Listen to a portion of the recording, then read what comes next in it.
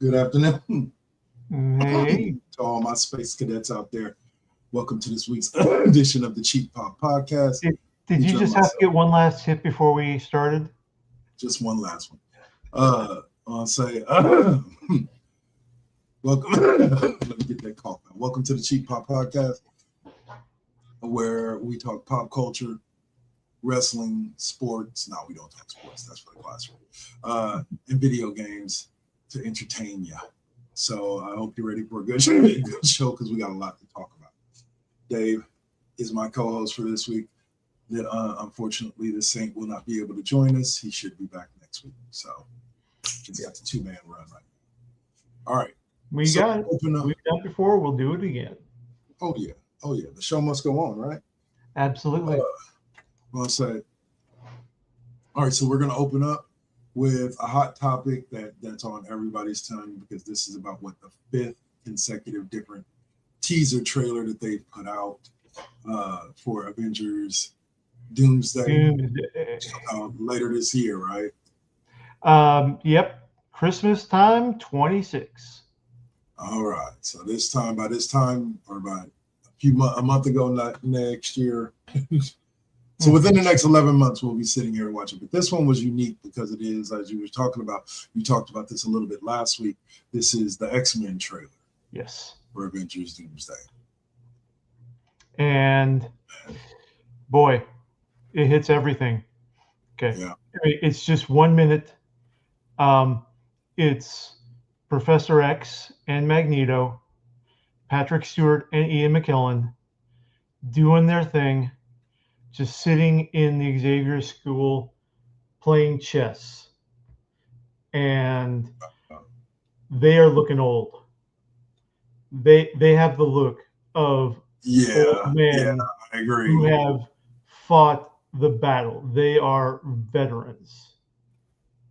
And man, it is so impactful with all this. I mean, just the anticipation of having the X-Men in the MCU. Right. Everything's starting to coalesce now. And even Cyclops looks great. I'm not a Cyclops fan at all. I mean, it's James Marsden. Yeah, okay, that's fine. But he's got the 90s Cyclops uniform with the blue bodysuit, the yellow bandolier with the side, with the pouches and everything, because it's 90s. You gotta have the pouches. Of course. But yeah, and he unleashes his optic blast. In the ending, and I would hope that as far advanced as CGI and computer graphics have come, that we should be able to see something that's like a version of Cyclops from that angle that is better than anything we've ever seen. Yeah. Like you said, Marsden, he may or may not do the part better than the dude who did it previously in the X-Men series. Yeah, I mean, it all really depends on how you feel about Cyclops. Because, for me, he's kind of mid. Yeah. But I get why fans like him. I totally understand. I don't have the same viewpoint, but I get where you're coming from, and that's fine. So I can say that if you like Cyclops, I think you're going to be pleasantly surprised. Even if you liked Cyclops in the Fox X-Men films, as badly as those turned out to be over time. Right. Well, I He's don't know. I still still like looking him, good. so. I know, but I mean, it's like, yeah, X-Men 1, great, this was fantastic, it's good. X-Men 2, okay, good story, sucks, but we see where we're going. Okay, cool. X-Men 3, what the fuck was this? I mean, literally, the only legitimate reason to watch X-Men 3 is for Magneto's. They never talk about extermination; they just do it speech. Okay, I think that's just. I got a lot more enjoyment out of X3 than a lot of people. I know. Like I can agree in the sense of like expectations versus reality. Like I can understand looking at it through that lens, but Right. in general, again, and this is something with me where I'll say real quick. I tell people all the time, you got to take with a grain of salt with me, because I take each movie, not to say you didn't. I'm saying I that know. I take each movie for what it is. So therefore, no matter how bad, like to me, Batman v Superman, I've said this a billion times on the show, as an individual movie, excellent movie. Tying it to a greater connecting DCU was a fucking shit show. But individually, it was a good movie. I think X3 kind of had the similar issue of like, as an individual movie, if that had just been the lone X-Men movie to come out, it wasn't that bad. No, But I mean, it had conjunction great, with the other, yeah, it had great ideas, great promises. It just never quite reached the finish line with all that. right.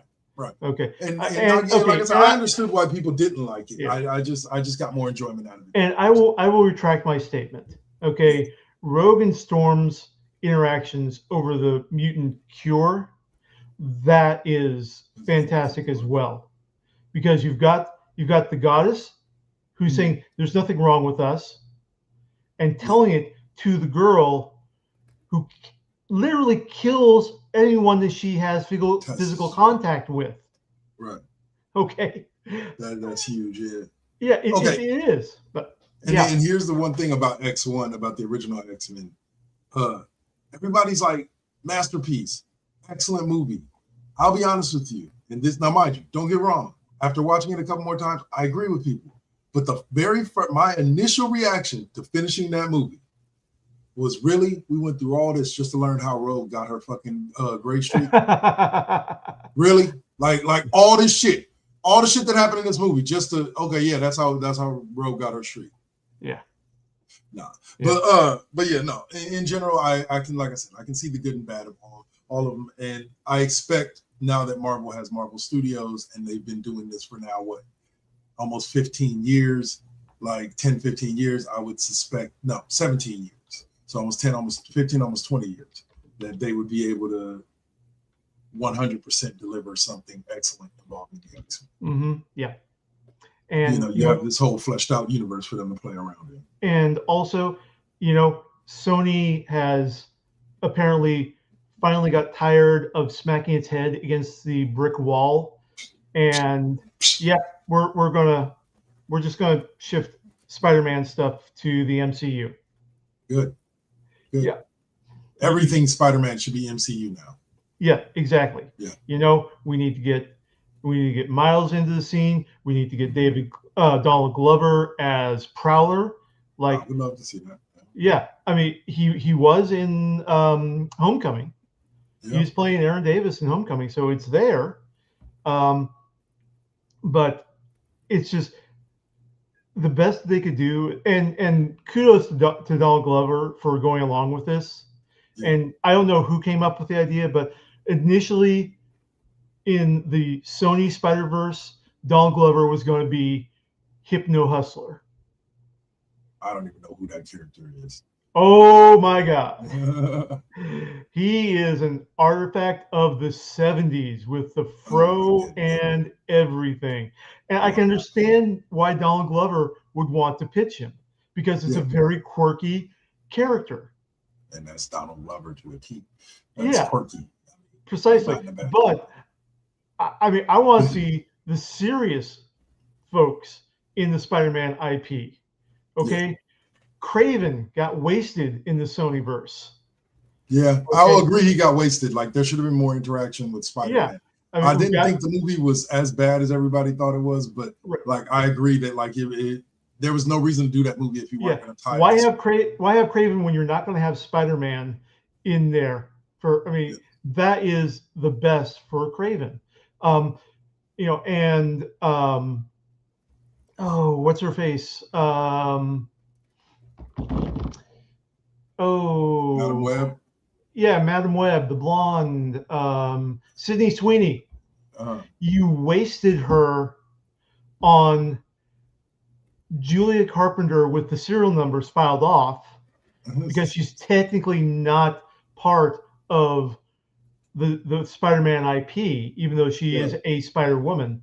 But if you're going to have Sydney Sweeney running around in a black skin-tight suit, good plan, but why the hell did Black Cat not be the first character to enter your mind with this concept?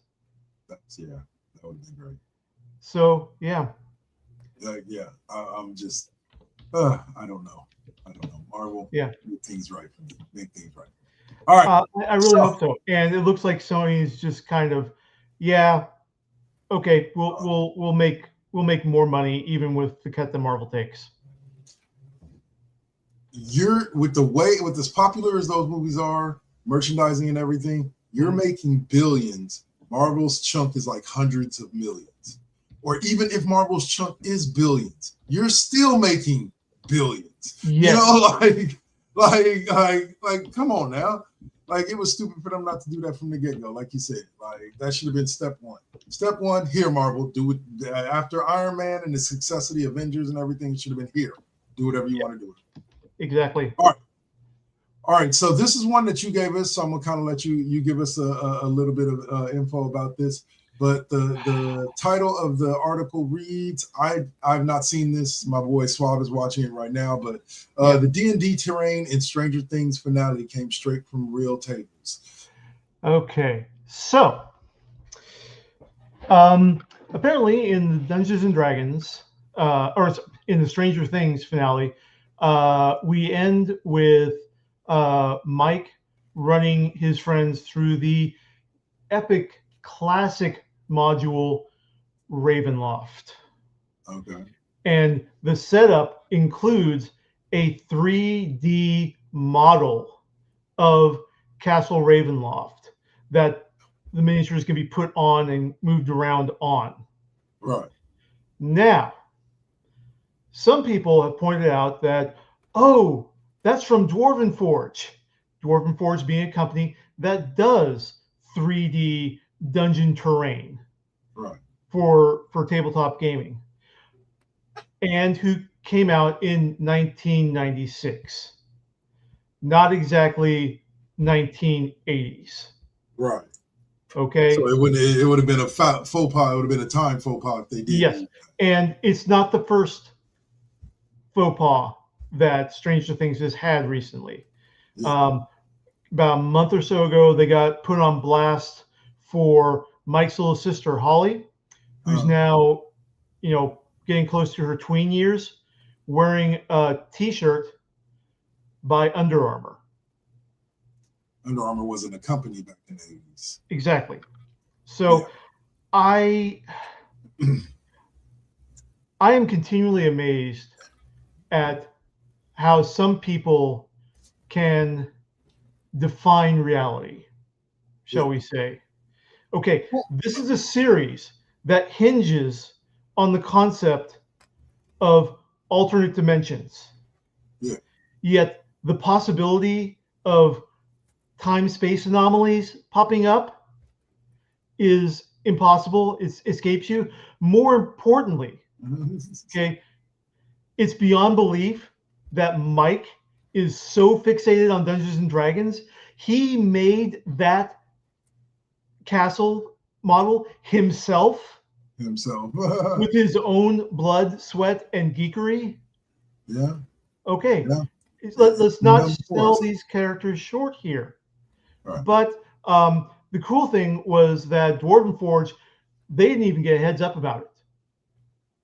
They weren't even told that, we're going to feature your stuff in the Stranger Things finale, um, Stranger Things production crew just bought all the dwarven forge that they needed and assembled it without telling them. And the CEO is like, "This is fucking awesome. We love it." One of the random times in life in which you can use the word collateral damage, Yep. and have it be a positive thing. Right. Because that's okay, yeah, we used it, like we didn't want some big hubbub, but we just used it. But and no, in general, like going. Yeah. Okay, or even more unbelievable. Okay, is the still shot we're looking at in that article? Okay, Mike's not in there yet, but we got Caleb there. Okay. The black kid. We got a tubby looking white nerd with glasses, and 3 female humans, one of whom I'm assuming is Mike's sister, playing Dungeons and Dragons in 1980. Okay, that's the most unbelievable setup right there. Damn. Okay. We weren't exactly that socially acceptable back then, okay? And there are plenty of reasons why, okay?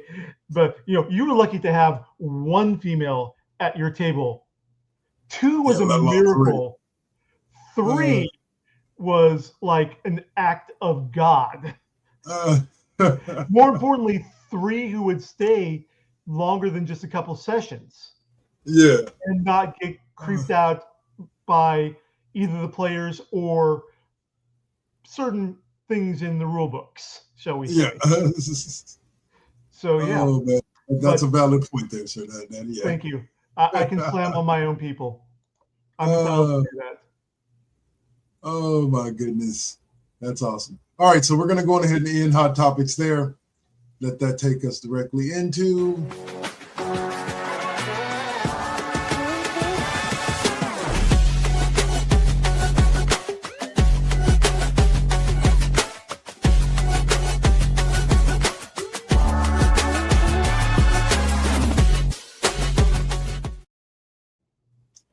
All right, Pop Culture Corner, where we talk all things pop culture, movies, music, whatever. Yeah. All right, so I'm assuming you have an update on this week's episode from Fallout Season 2.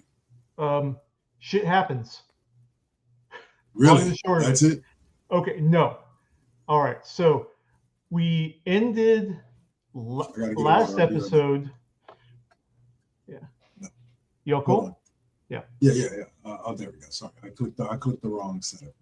Yeah, and there I am. Okay. There you are. So you are not there. So, all right. I'll be back soon. I'll be back in just a second.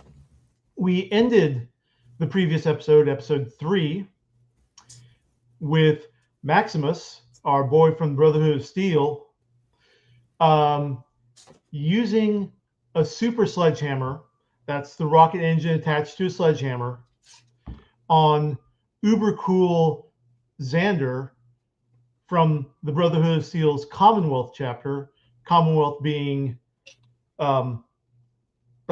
Massachusetts, aka Fallout 4, because Xander was about to unalive a bunch of kids who were ghouls that they came across because they're abominations. So, Max does the right thing and realizes he's in a world of shit. Because he just started off the Civil War within the Brotherhood with that. Okay. Well, meanwhile, and these are the kids that Thurston, his old buddy from season 1, the one that gets shot through the neck and gets regenerative powers from that secret potion he had taken, that had been exposed to. He's turning into a ghoul. So he was running a child slave labor bottle cap operation. Dang. Literally, they were hold up. I mean, he had like about 20 Oliver Twist Dickensian orphans in Fallout. All holed up. Oliver Twist.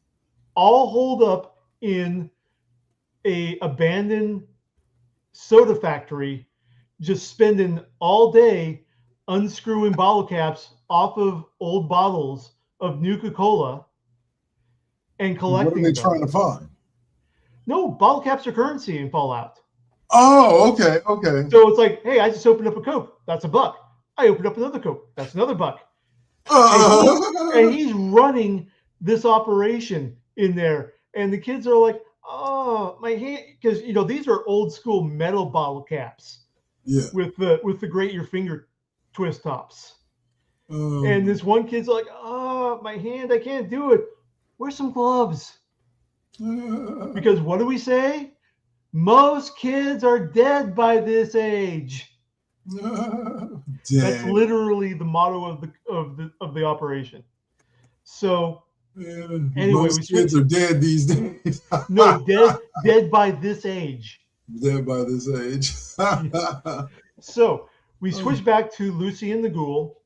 The Ghoul rescued Lucy last episode from the Legion, which are the descendants of the employees at Caesar's palace in Las Vegas. And they basically cosplay as Roman soldiers and structure themselves on what they think Roman history was like. And of course, there's a hilarious scene where Lucy just schools the Khazar. It's it's the traditional spelling of Caesar, but they think it's pronounced Khazar. And Lucy just says, "Excuse me, I think you're trying for the Germanic pronunciation, which is Kaiser." And and also prima noctra was not a feature of the Roman Empire. That was something that came along in the Middle Ages, that they used Latin to make it sound like it was an ancient practice, but it really is. And I'm like, Lucy, shut the fuck up. So anyway, right now. Yeah. So anyway, Ghoul saves Lucy from crucifixion, not nails through the hand, but strung up by wires on a cross, and starts a civil war between the two bands of legionnaires who are fighting over who the inheritor of the previous Caesar really is. Takes her to safety with the remnants of the new California Republic, who heal her back to health. But the problem is she's been on buff out for 2 days straight.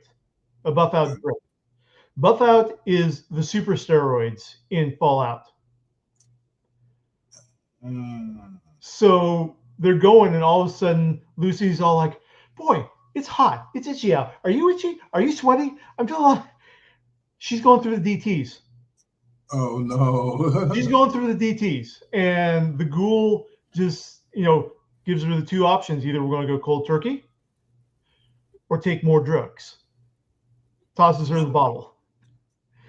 So they make it to Las Vegas with a whole horde of extra weapons that Lucy's carrying.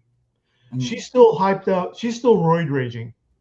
And they encounter a group of Elvis impersonators. Sorry, ghouls who are Elvis impersonators. And it's like a switch is flipped on in Lucy, where she's trying to be this, moral, let's talk with people, let's get along, all that. And so she goes up to the ghouls. The ghoul, Cooper, is just kind of chilling back near a rusted out car and just like, okay, I'm going to see how this plays out. Lucy goes, hi, we just want to go that way and we don't want any trouble, so can we go? And then the ghouls start doing ghoul things, and Lucy just, bam, shoots off the leg of one of the ghouls, splattered with blood, and she's all like, and it's like a switch is flipped, and she is now John Wick. She just starts unaliving ghouls, wasting everybody, going up to a ghoul that's hiding out in a car and capping right there with a shotgun. Damn. And yeah, they do not hold back on the blood either. Yeah, and she has had a sea change. You can tell this is her first taste of real violence, and she likes it. She liked it. Absolutely. Now, the other cool thing is we got to see a death claw, not once, but twice. Because we get a death claw fight, or we got a death claw menacing them at the end of the episode, and the beginning of the episode shows backstory for Cooper the Ghoul when he was deployed with the Marines wearing power armor in the Alaska front against the Chinese. Okay. And the power armor is T-45 earliest power armor, and they've got problems because military contractor building to the lowest common or the lowest bidder. And that's only like a 70% chance of that's only a 30% chance of failure. They'll be fine. So yeah. So Cooper's suit, he just tells a friend of his, his suit's malfunctioning, and so he tells him to go out. He's going to continue on with the mission. And then he comes across a group of Chinese soldiers, a platoon, out on maneuvers, and his suit freezes up and he falls over. They're about to cap him when all of a sudden from behind them comes another death claw and just slays through the Chinese squadron with zero effort. Yeah, and it goes to Cooper. It gets its nose up in Cooper's face, sniffing, and then it hears more gunfire and heads off towards that direction. Dang. Yeah. So, yeah, lots of shit happening. And we also get, like I said, Maximilian started the Civil War between the various factions of the Brotherhood of Steel. And when he gets back, his boy Thurston is pretending to be Xander in Max's power armor. He's not taking the armor off because Thurston was in training to be a Brotherhood of Steel also. But he's not taking it off. He is rolling zeros. He's rolling natural ones on his deception checks to act like Xander. Okay, I'm just going to give it to you straight. And everyone's just kind of like, what? Huh? They're playing along. Yeah. And they're also trying to court him to be on their side to take out the local Brotherhood chapter. Okay. Because the local Brotherhood chapter now has cold fusion, and they can supply as many fusion cores as humanity can use for the rest of their existence with this. Wow. Yes, and the fusion cores being important because that's what powers the power armor. Right. Okay, so, and it's not like the Mojave chapter wasn't planning on unaliving the other chapters and being top dog.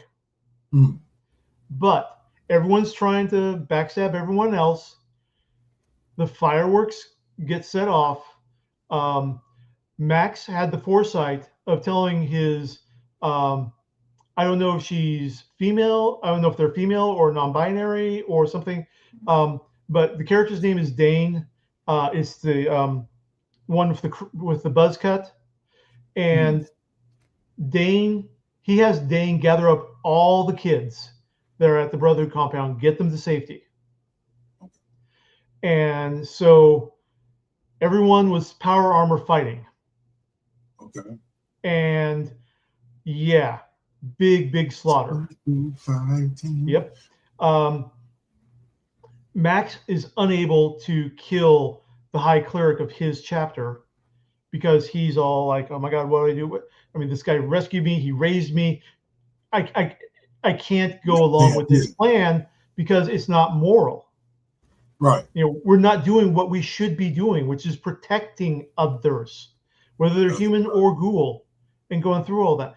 And so it's like, can I shoot my father? Can I kill him in there? And they're in a gunfight as this is going on. But High Cleric gets unalived. Leaders of the other chapter get unalived. Max, Dane, Thaddeus, and the kids escape on one of the dredgeables. and the other dredgeables from the other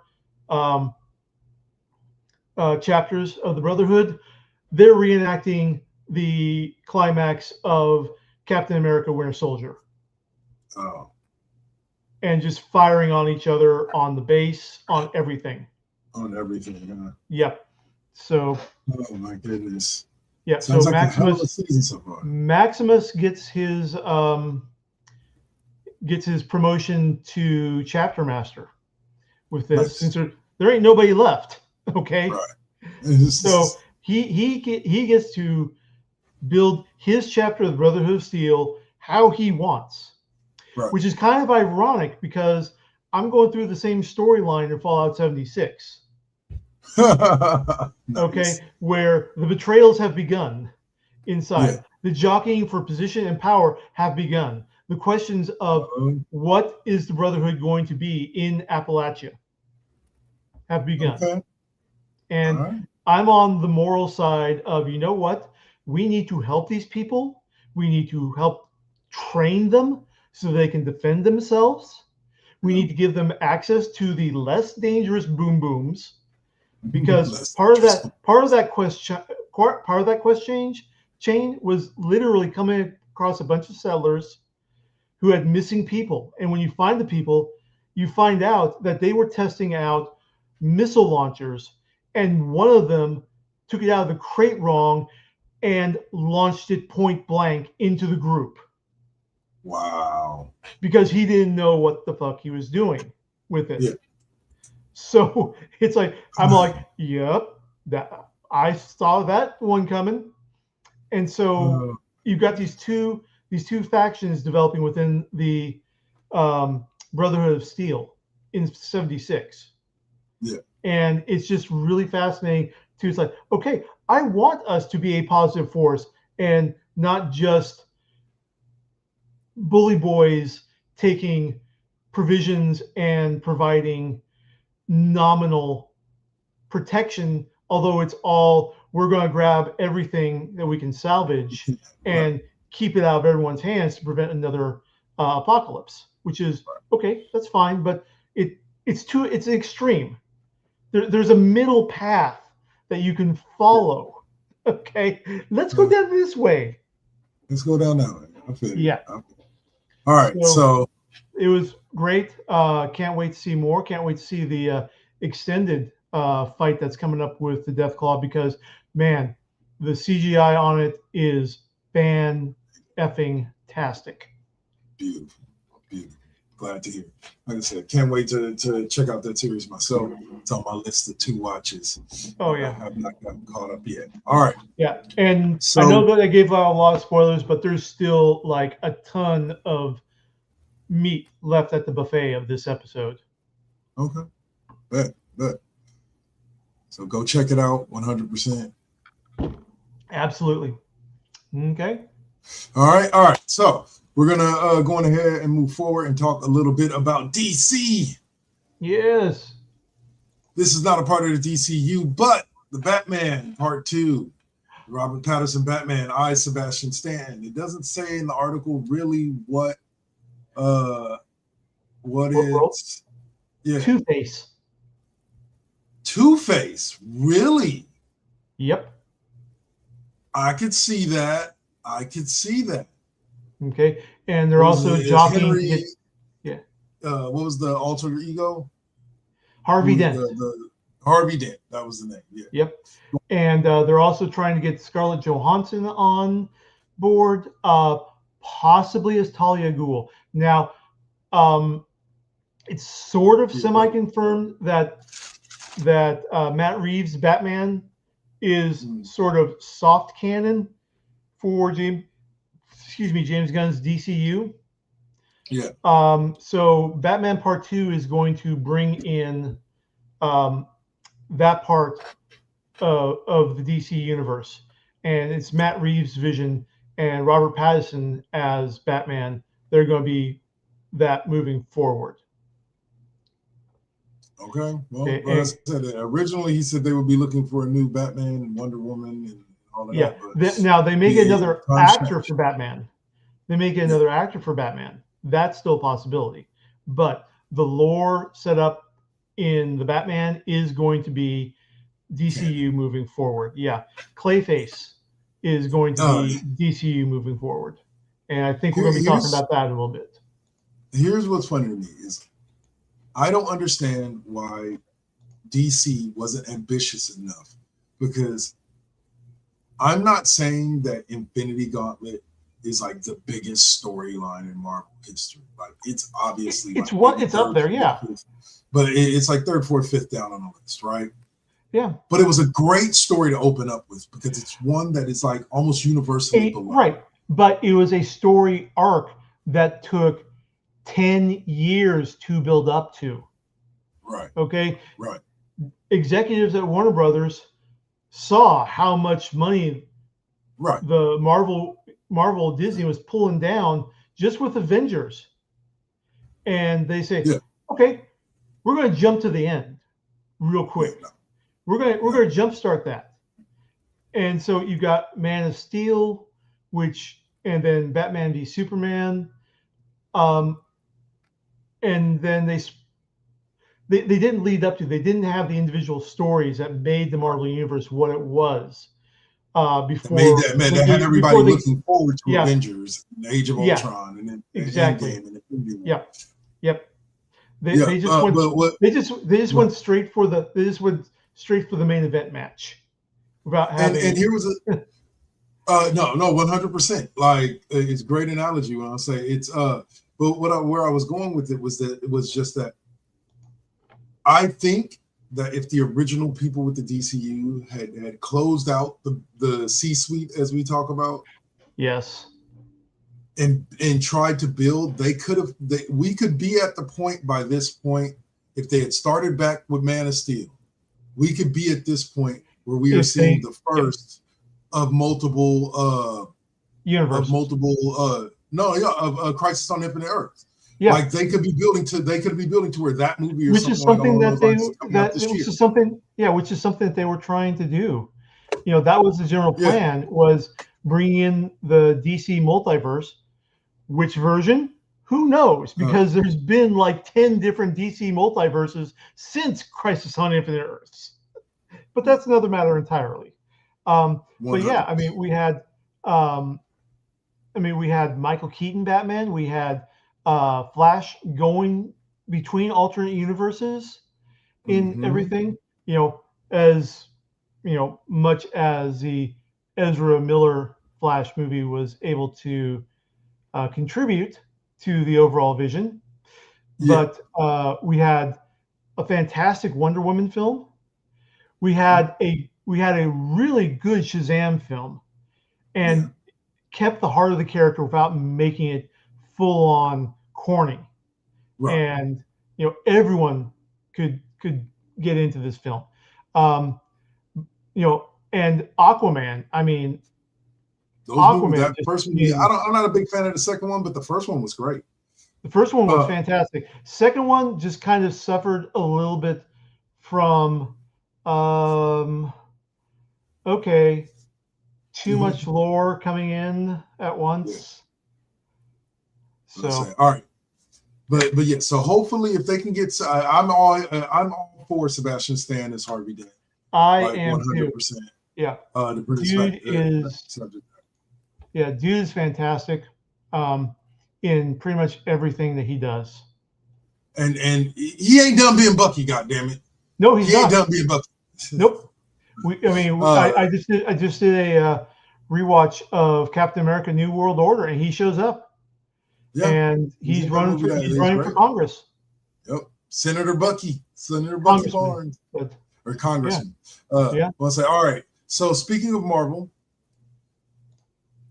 there is rumors out now that the Blade movie has been scrapped altogether there, but they will not be doing a great Blade movie. But Blade, Mr. Ali is what I'll call it. Yeah. Yep. Hey, dude.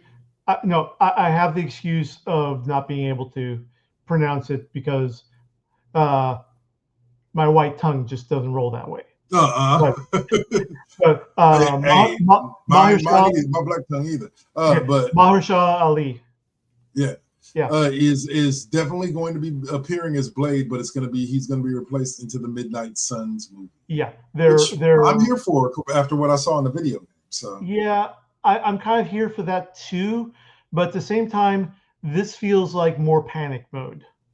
Yeah. For Marvel, trying to juggle everything. The death of Chadwick Boseman. The whole Jonathan Majors saga in there, having to switch from Kang, and apparently Secret Wars is still on. We'll see how much Kang is entering into it. But I mean, I like the concept for Midnight Suns, but which Ghost Rider are we going to get? We're going to get Johnny. We're going to get Danny. We're going to get Ramon, I guess is his name, of the one with the car. That's the guy from Agents of S.H.I.E.L.D.? S.H.I.E.L.D., yeah. Yeah. Oh God, I can't remember what his name of. Oh God, I'd have to look that up. Yep. I know. Robbie Reyes. Robbie Reyes. Yes. That was his name. Robbie Reyes. So good old brain came to. And of course, Morbius, the living vampire, because it's Morbin time. It's always Morbin time. But we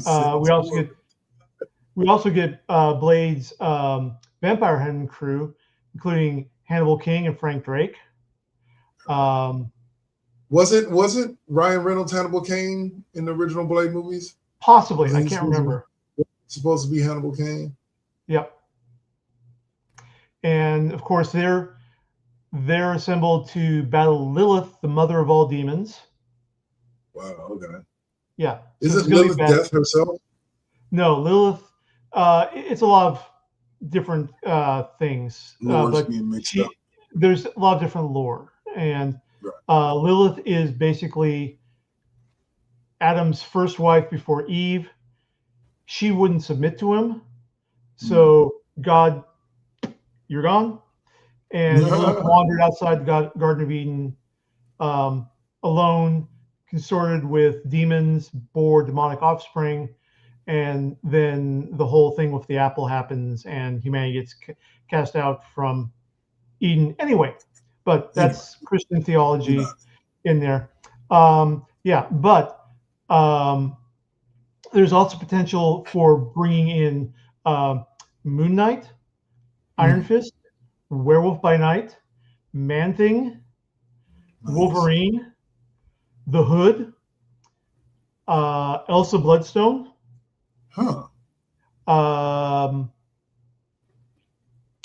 and a few other characters that we've had hints at. Like I know we got Magic in the New Mutants movie from Fox, but she hasn't made a MCU appearance yet. Damon Hellstrom, we saw him in one of the FX spin-off movies or spin-off series. I can't remember offhand. The Gifted? No, not The Gifted. It was one of the other ones. Runaways? What? Was it Runaways? No, I want to say it was like Hellbound or something like that. We are potentially getting Niku Minoru from Runaways. Okay, cool. That was the Asian girl, right? Right.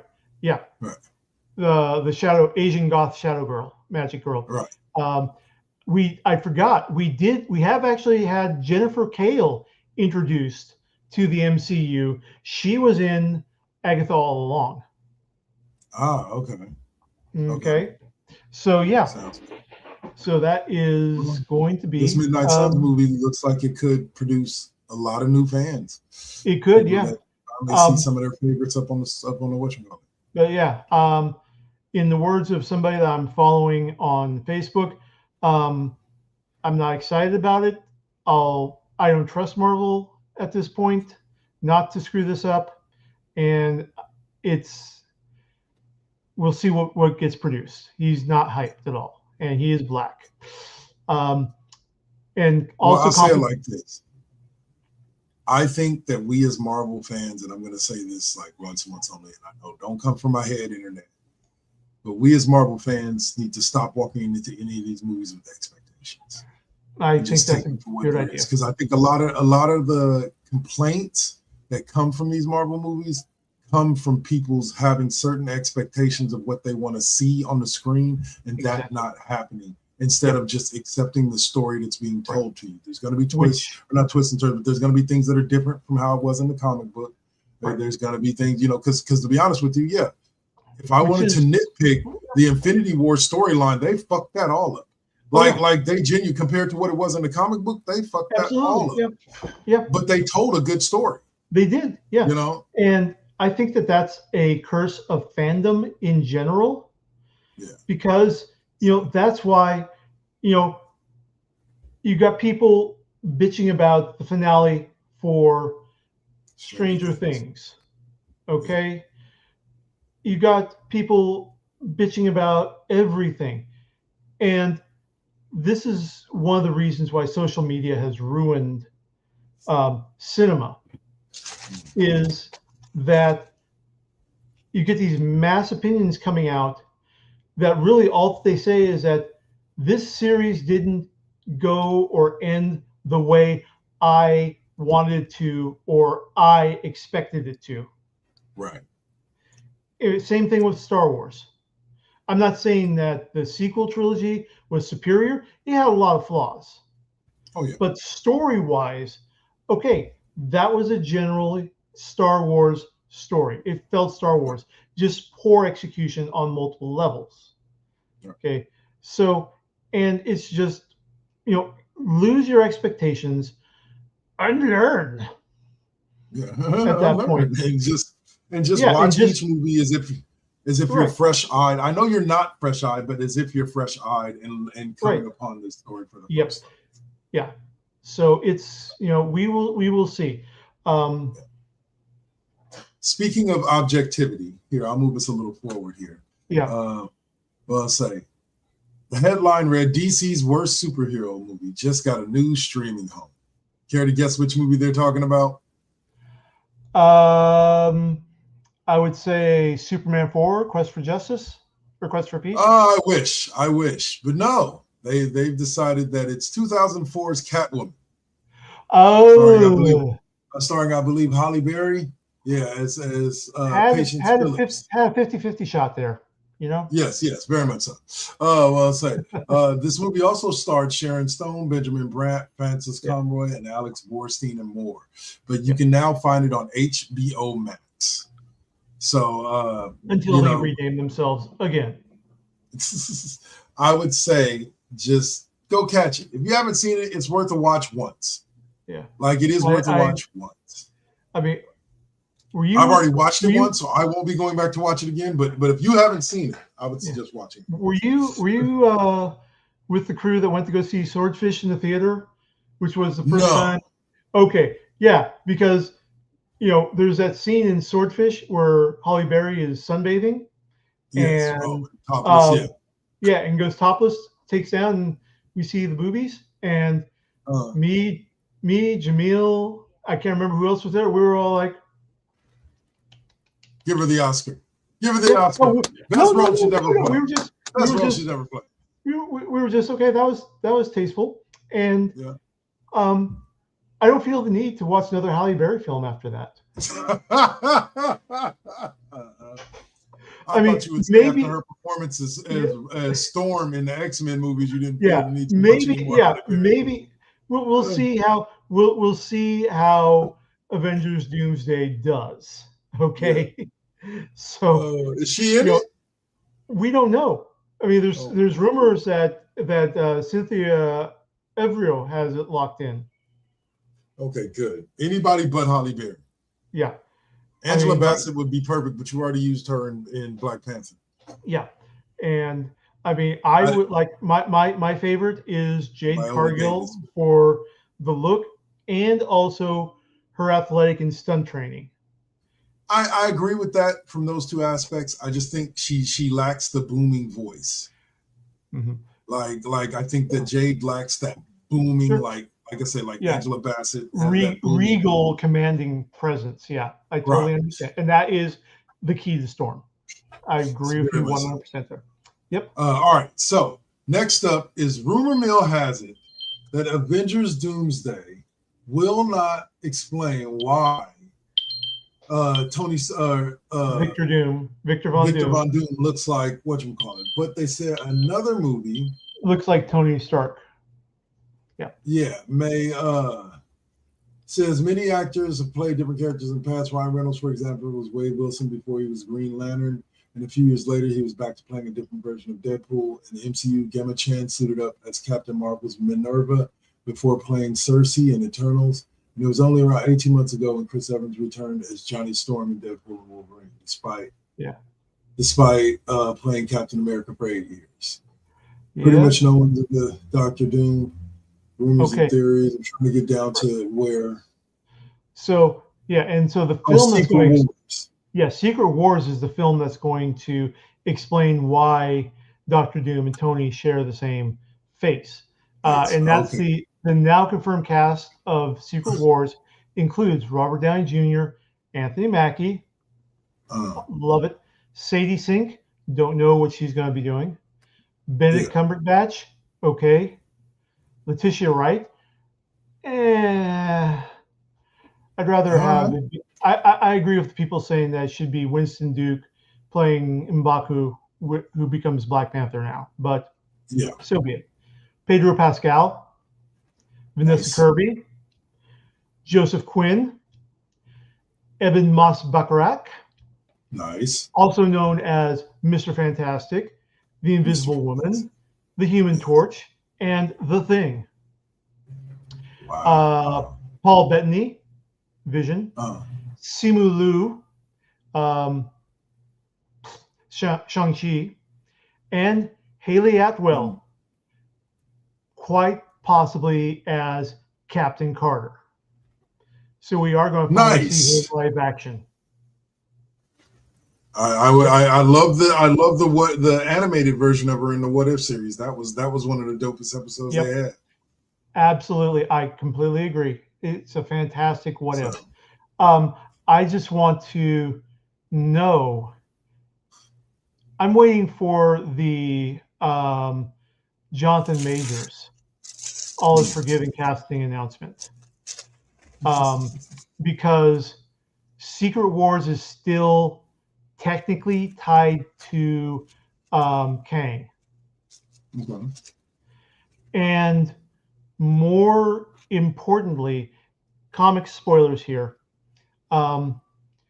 because we're ramping towards Young Avengers, we still need to determine the status of one key member of Young Avengers. Who was that? Iron Lad, aka Nathaniel Richards. Okay, you think they maybe replaced him with Ironheart? No, that's a good possibility. I didn't think of that, but Nathaniel Richards being a variant of Kang, or Kang being a variant of Nathaniel Richards. Who knows at this point? No, yeah. So I would absolutely love. I can't wait.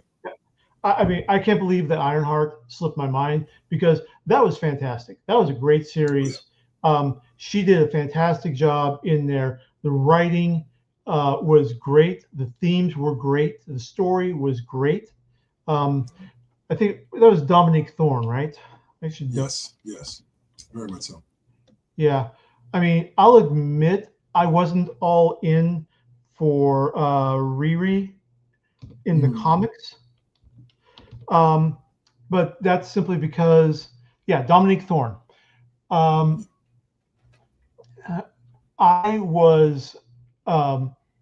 knew that, okay, black teenager doing Iron Man.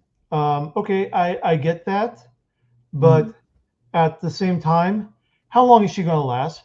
Because we know Tony's not going to be gone. He's coming back. Everybody comes back. Hell, I've even got a script for bringing Uncle Ben back. That makes canon sense. Okay, so it's one of those things where oh no, oh no. Anyways, Oh it's no. Anyways. yeah, it's absolutely lost its impact. Right. Death is just something that happens and you get over it. A I mechanism to did, get to the next yeah, plot point. I absolutely did love the scenes in Loki where the TVA talks about, you know, heroes getting reborn and all that and everything. Yeah. That was, That was great. yep. All right. So I'm All right. looking All right. forward to that. Oh yeah, I'm looking. Well, like I said, I know I'll be sitting in the theaters on Christmas. As I can afford it, I'll be sitting in the Oh, theaters on same Christmas. thing, man. Same Exactly. thing. So we'll probably be talking about it right here on the show. Anyway, well, I'll say. All right, so this is just a couple of side stories that we found. Director confirms $323 million action movie sequel isn't going to happen, and you can blame Barbie. I've yet to read in the article why Barbie is to blame, but the sequel that won't be the movie that won't be getting a sequel is Ryan Reynolds. What is it called? Free Guy. Yep. Yeah, Free Guy, the action comedy. It won't be getting a sequel. They said you can blame Barbie. Yeah. Yep, from Ryan Reynolds and Sean Levy. So let's see. Oh, and it wasn't anything intrinsic by Barbie. It's just how successful it was. Yeah. Right. Okay. It didn't help. It didn't help it. Yeah. Yeah. When he was asked point blank if the Barbie movie killed the sequel to Free Guy, and Levy said it didn't help it. Didn't help it. And there was a sequel in development after the success of the first movie. Right. Yeah. So. And saying that Barbie ended up making over $1 billion and got a Best Picture nomination. Yeah.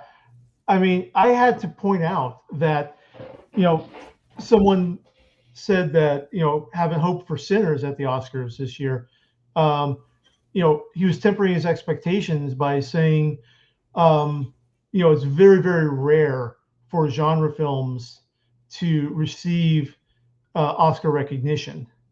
And I reminded him, it's like, yeah, but Silence of the Lambs swept the Oscars that year.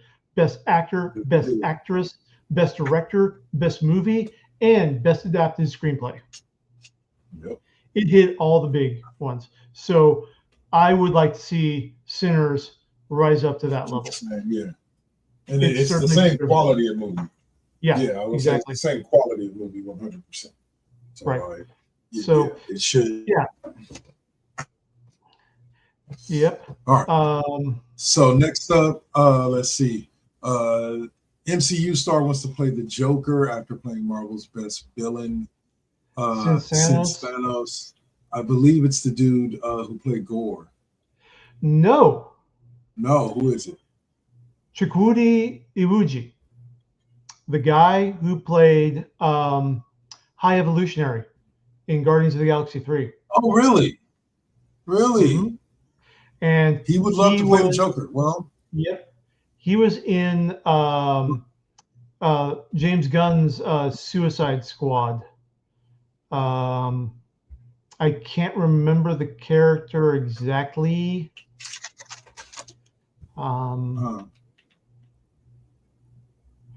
It was Idris Elba just throwing me off in there. I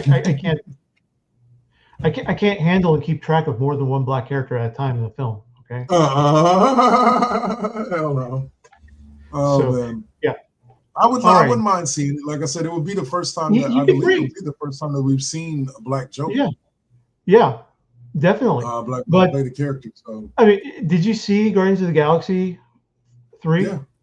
Yeah. Oh my God, absolute heartbreak, and cutting your heart out, and High Evolutionary just being so stone cold, logical. It's like experiment on all I want, I'll make more. Treating his creations like his creations, and not caring that he gave them intelligence.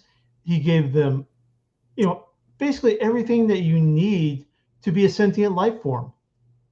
Arguments about soul aside, these were thinking, feeling creatures. And I used to do lab work with animals as well.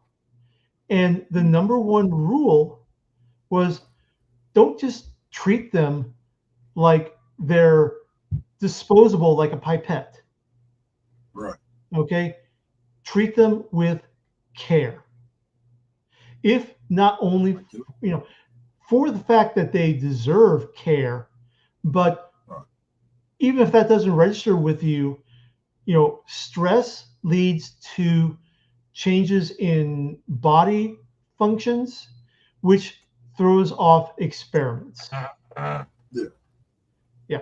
So it's some cons to that, for sure. And that's how I learned that white lab mice, when they give birth, the moms like to bite off the kids' heads.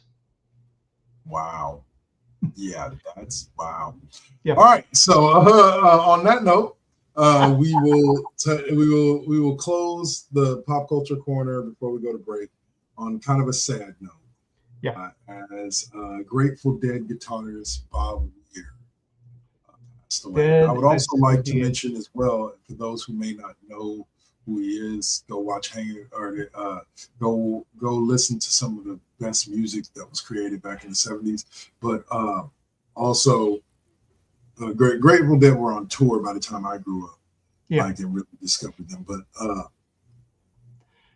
I also wanted to mention real quick, not to move on from him, but just real quick, and we can talk about it after we talk about him. But T.K. Carter passed away last night. I was going to try to mention him too. Big character actor who everyone's probably going to remember as playing Knowles in The Thing, the radio operator on the roller skates. And he was also in, like I said, he was also in Hanging with Mr. Cooper. If you're old enough to remember the very first season of Saved by the Bell, which was originally called Good Morning Miss Bliss, he was in that as well. Hold on, I've got T.K. Carter, not Bob Weir. T.K. Carter, yes, not Bob Weir. No, yeah, I'm switching to T.K. right now. This is T.K. Yep, that's T.K. Carter, and he was also on Punky Brewster too. Yep, like I said, big character actor. And one of those guys you don't think of, and kind of on the fringes of the, hey, I know that guy of cinema fame, like Al Leong, but not really getting over that hump. But he did great work. He did solid work. He contributed to everything that he was in, and that's really, all you can do. When the story is not say about an actor. Yeah, it's when the story is not crafted about you and you are a supporting character, you are active scenery. Just give your best performance. On Designing Women too. Yeah. I remember seeing him on there. All right. But yeah, and then but all right, yeah. So and then Bob Weir. Bob Weir, huge supporter of the indie music scene in the San Francisco Bay Area. No matter what genre it was. I believe that he also did some hip hop production as well to try to help out there. But just legendary influence in everything that came after. He's not in any of the best guitarists considerations, much less the mix and match top 5 that usually come out in those discussions. But just like T.K. Carson, he was solid every performance that he gave. He was solid. He performed well. He put his heart into his music. And you know what? Sometimes that is the best thing you can say to any artist, is that I can see that you put your heart into this, and it's really good. For sure. 100%. Yeah.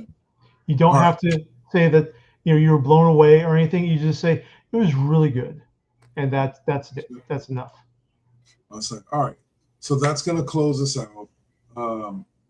And we will be back after the break with SmackDown Alley, and we'll talk a little Raw and SmackDown. It was a huge Raw with a huge main event, and an even bigger SmackDown with a huge main event. So we'll talk about that. And then we'll also get into some stuff that Devon Dudley and CM Punk. Oh, yeah. So you're watching the Cheap Pop Podcast right here on First GenXers Broadcast Network, on the First GenXers Twitch channel, and also YouTube for the Double KK Double Network and for First GenXers. You bet. So thank you, no matter where you're tapping in, for joining us. We truly do appreciate you. And myself and Rootscar are going to go do our thing for a minute here. We will see you guys after the break. Oh, hey, bro. They can hear us. We back at it. Yep, we still doing it. Poetic beat. First GenXers. Yeah. Let's get it, y'all. Come on. We back.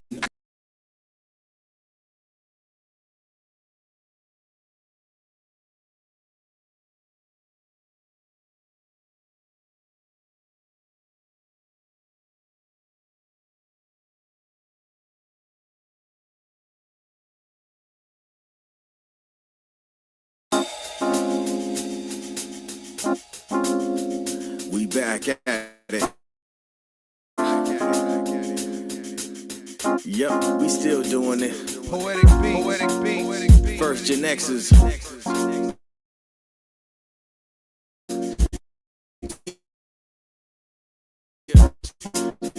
Let's get it.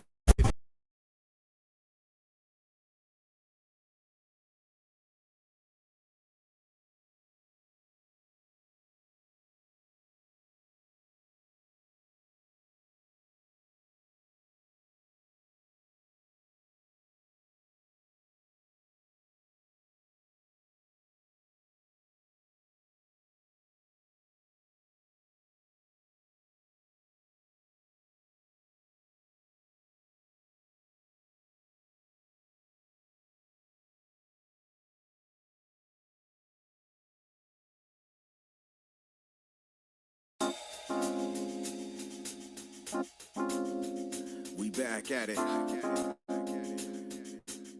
Yep, we still doing it. Poetic beat. First GenXers. Yeah. Let's get it, y'all. Come on. We back in the building. It's been a long time cooking in the soup kitchen. And I'm chilling with the same. Dropping these beats won't stop. Nope, I can't. Let me get a. Let's flip on the switch or the Xbox and get up in my zone. I'm clowning. Let me clear my throat for a minute.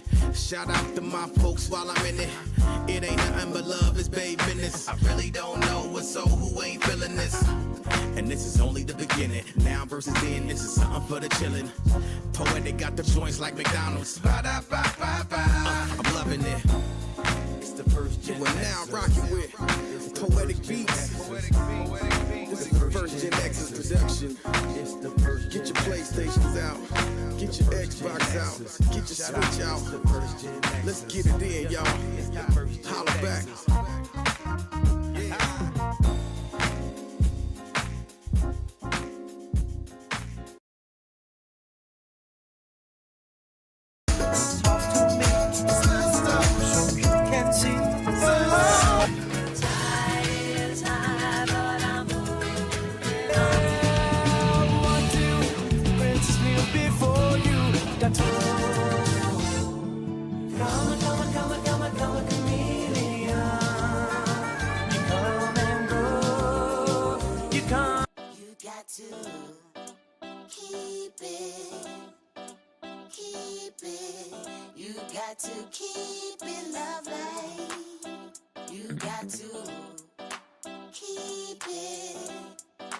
Keep it. Success comes right after the struggle. I ain't even giving up on whatever I wanted. The tragedies I've seen, I can't even stomach. Most of y'all weak as shit and would've started running. Every time I make it back to the crib, I'm thankful the Most High let me see all of it. Grateful I'm lovely, and I've been real with this. Please don't judge me. I'ma stay on my shit. I'ma keep it.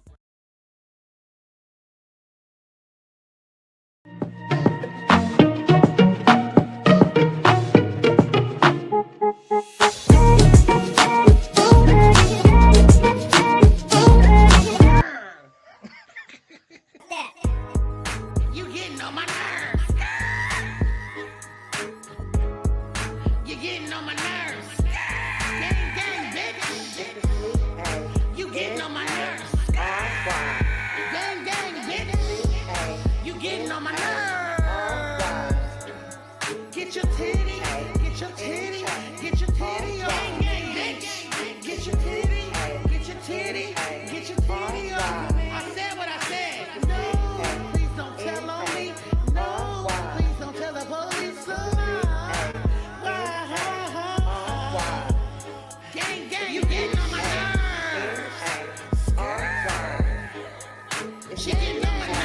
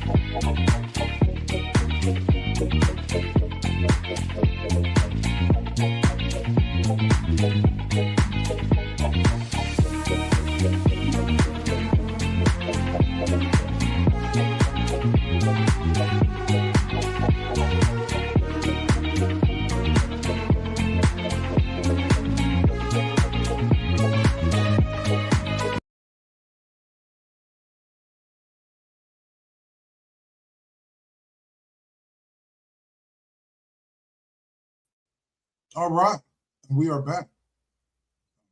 Dave? Dave is frozen. Okay, there we go. There we go. Sorry about that.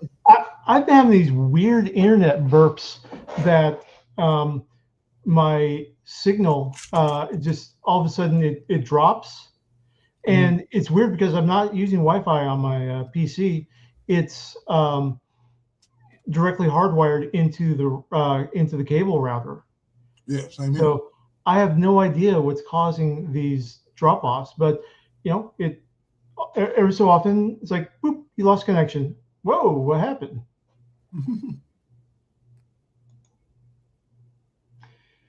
Oh my God. Okay. So we are back. We are back, and we are here to talk about some special subjects this week on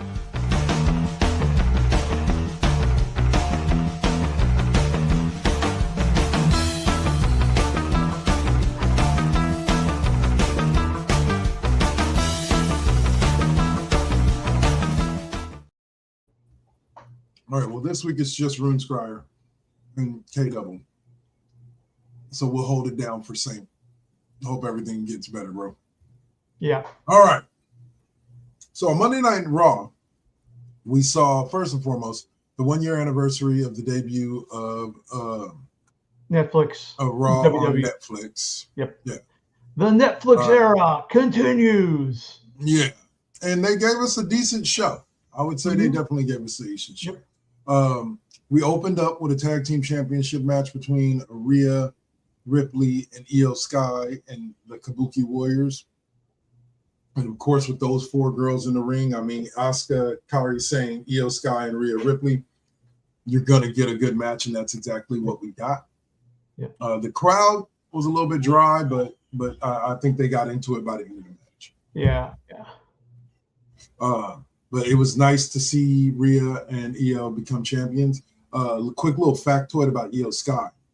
She has held a championship in every year that she has been in WWE. Some form of championship, whether that be an individual women's championship or a tag team championship. She has been champion at least once every year since she's been with WWE. Yep. Or since she made her main roster or since she made her WWE debut in NXT. Right. And she's just so adorable. Yeah, she's just that's so cute. She has the riz.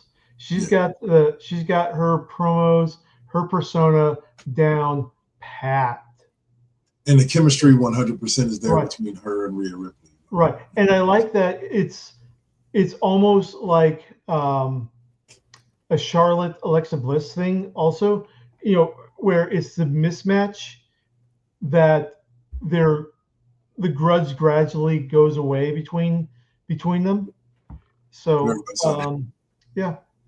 I mean, I know Rhea and Charlotte have their scripted issues, but it's just like Alexa.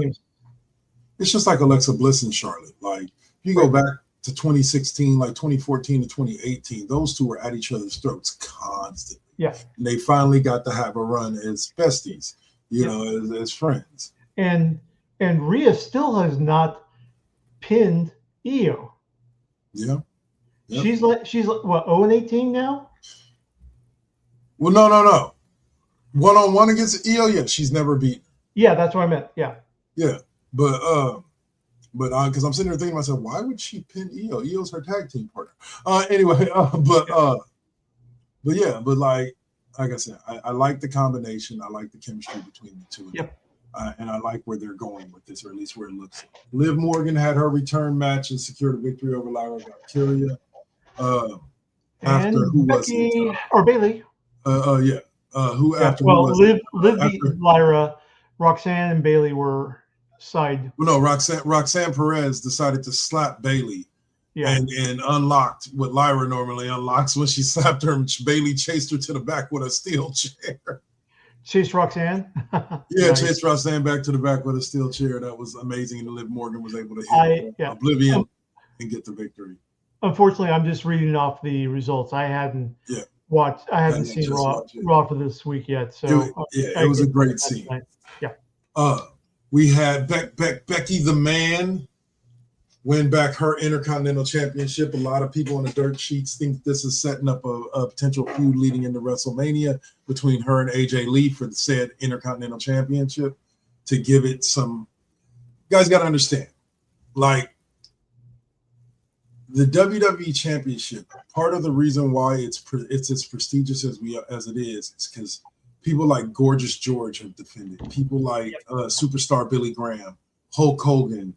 You know what I'm saying, had major feuds over Rowdy Piper. Rowdy Piper. No, I don't think Piper ever held the WWE championship. Never?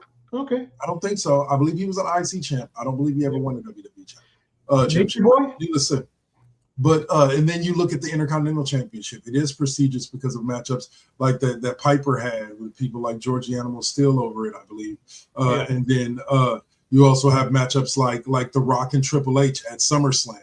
The ladder match from Ohio. Or no, sorry. Those two for the Intercontinental title, and then also Shawn Michaels and Razor Ramon for the Intercontinental Championship. Like, titles are prestigious not only because of the company that they're from, but also because of who fights them. Maxine, Bree, I love you to death. You had a hell of a run as IC champ. I respect what you did, girl. You really elevated your character and held the title to where it needed to be. And elevated her game. Right. So that's the great part is we're seeing her development in real time here. In the ring on the big stage. Very much so. But a feud between Becky and AJ Lee over that Intercontinental title is going to continue to elevate it. Yeah. I just loved Maxine's promo with Becky a couple months back. That's right. It was right after the October Saturday Night Main Event where Becky and Seth had the mixed doubles tag team with AJ and CM Punk, and right, and so Becky went into her, usual. I'm the greatest female wrestler in the world, and it's not just me saying it; everyone's saying it. And then Maxine just says, "Oh, but you know who doesn't say it? AJ Lee." Yeah, and then AJ Lee comes out, and Becky starts. Yeah. Oh, that was hilarious. That was just spot on, perfect promo. All right. So, last but not least, we had the main event, which was World Heavyweight Championship, CM Punk versus Braun Breaker. Yep. This kid's ready for the main event. That's all I'm going to say. I knew something told me Braun wasn't going to win it. Yeah, but I think that I need to see his promo work for this. I need to see it improve. Yeah, that's literally the only. That's literally the only thing holding him back from the main lining in there, is that his promo still needs work. I mean, he's got the Steiner math bit down cold. Yeah. That I think that I know that they don't want to lean too much into the dad and uncle relationship, because they want Braun to be his own person. Yeah. But take the tools that you have, take advantage of them to make your own.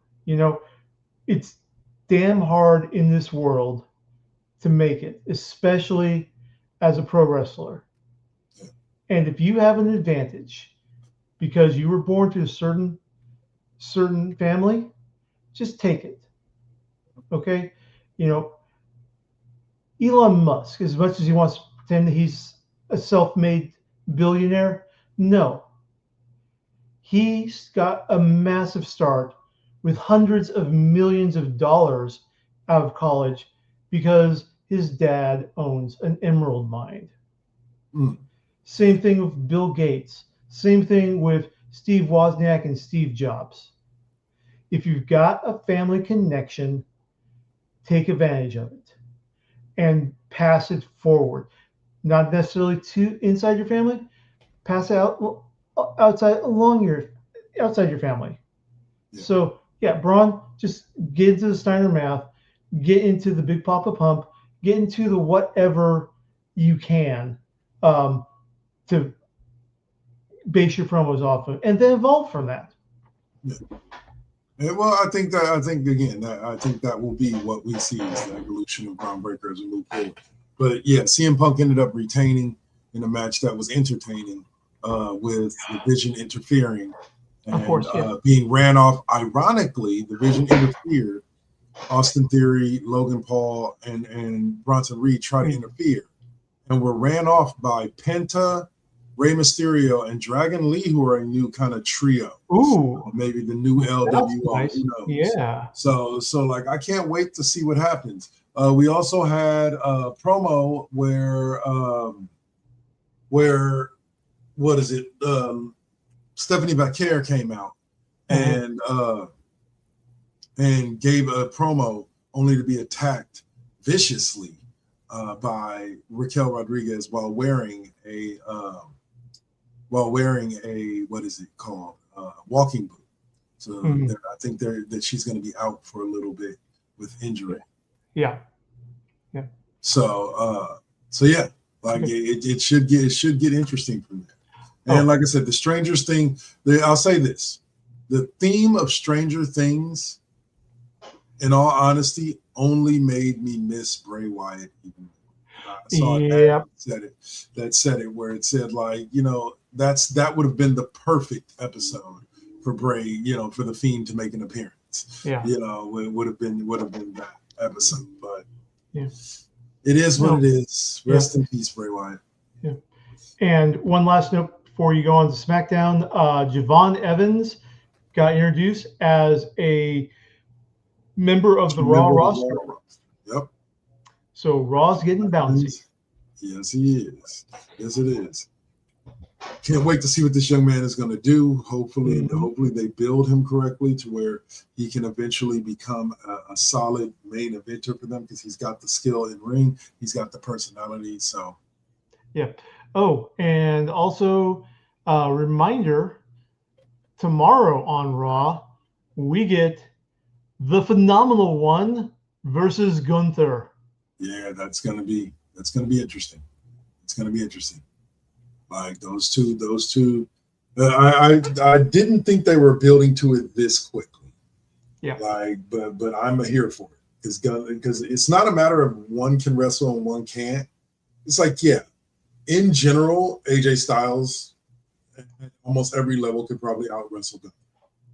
Like that's just being real. AJ Styles is a former high school wrestler, wrestled for I believe the University of Georgia, and then also wrestled, and also has been a professional wrestler. So yeah, I wouldn't doubt it. But what makes the AJ Styles Gunther matchup so interesting is the dichotomy of the difference in styles. We talked about this before. Gunther wrestles an old school style of wrestling.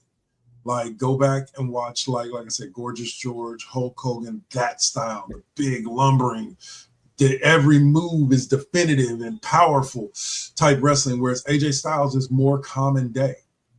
Like, and what I mean by that is this. John Cena was more common day WWE wrestling, sports entertainment. AJ Styles is more common day, what people like to label professional wrestling. Yeah. Even though if you receive a paycheck for being a wrestler, you are a professional wrestler. The only thing professional means is that you get paid to do it. But anyway. Yeah.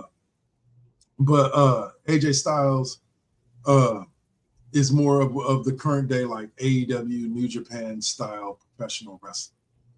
And so again, you're having professional wrestling now based the newer age of it versus the older age, whereas Cena was more of the sports entertainment aspect of it versus the older age. I'll be honest with you, I personally think Gunther's going to win this match, but it's only because it doesn't make sense to have Gunther tap out Cena if he's just going to lose to AJ Styles this next match. I think the way out would be a interference DQ. Yeah. Most likely interference against AJ Styles, because who's on his hit list right now? Who's that? I don't know. I mean, I'm asking you. Who's on who's list? Who's gunning for AJ Styles? There At are this a lot point, of people. Well, at this point, not necessarily. Like, there's nobody that specifically is targeting AJ right now outside of him putting himself in the way of Gunther. So, yeah. So, yeah, I like I said, I don't necessarily say. I can see that, yeah, we're probably going to have a DQ, but it's probably going to be somebody coming in and smacking up Gunther. Yeah. Like somebody like Ron Killings, a.k.a. R-Truth. Yeah. Coming in and beating up on Gunther because he said something more disrespectful about Cena before the match. Yeah, about his childhood hero. How can the man take down another man's childhood hero like that? I ask you. The sheer disrespect. Evil, I say. Anyway.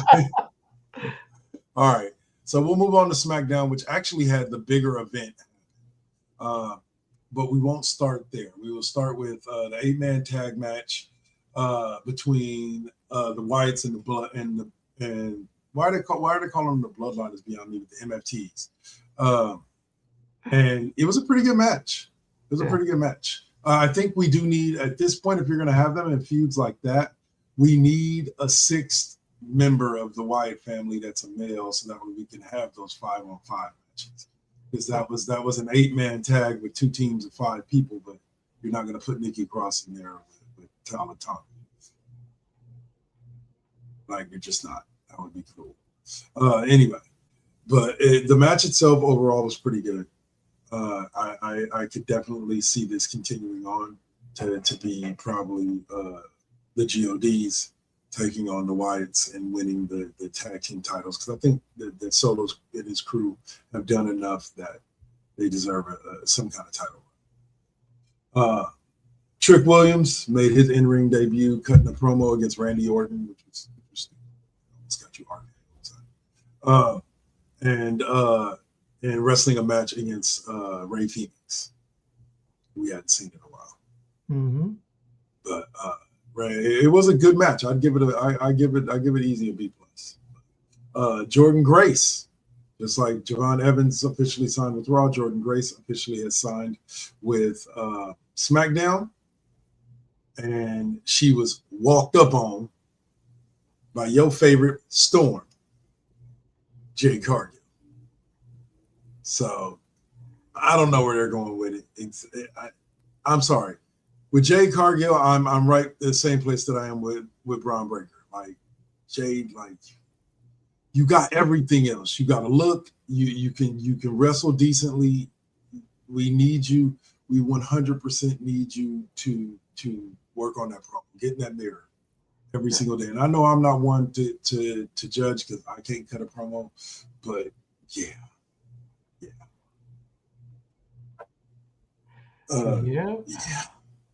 But I'm happy that Jordan Grace is on SmackDown. I think that's a great women's division for her to be a part of.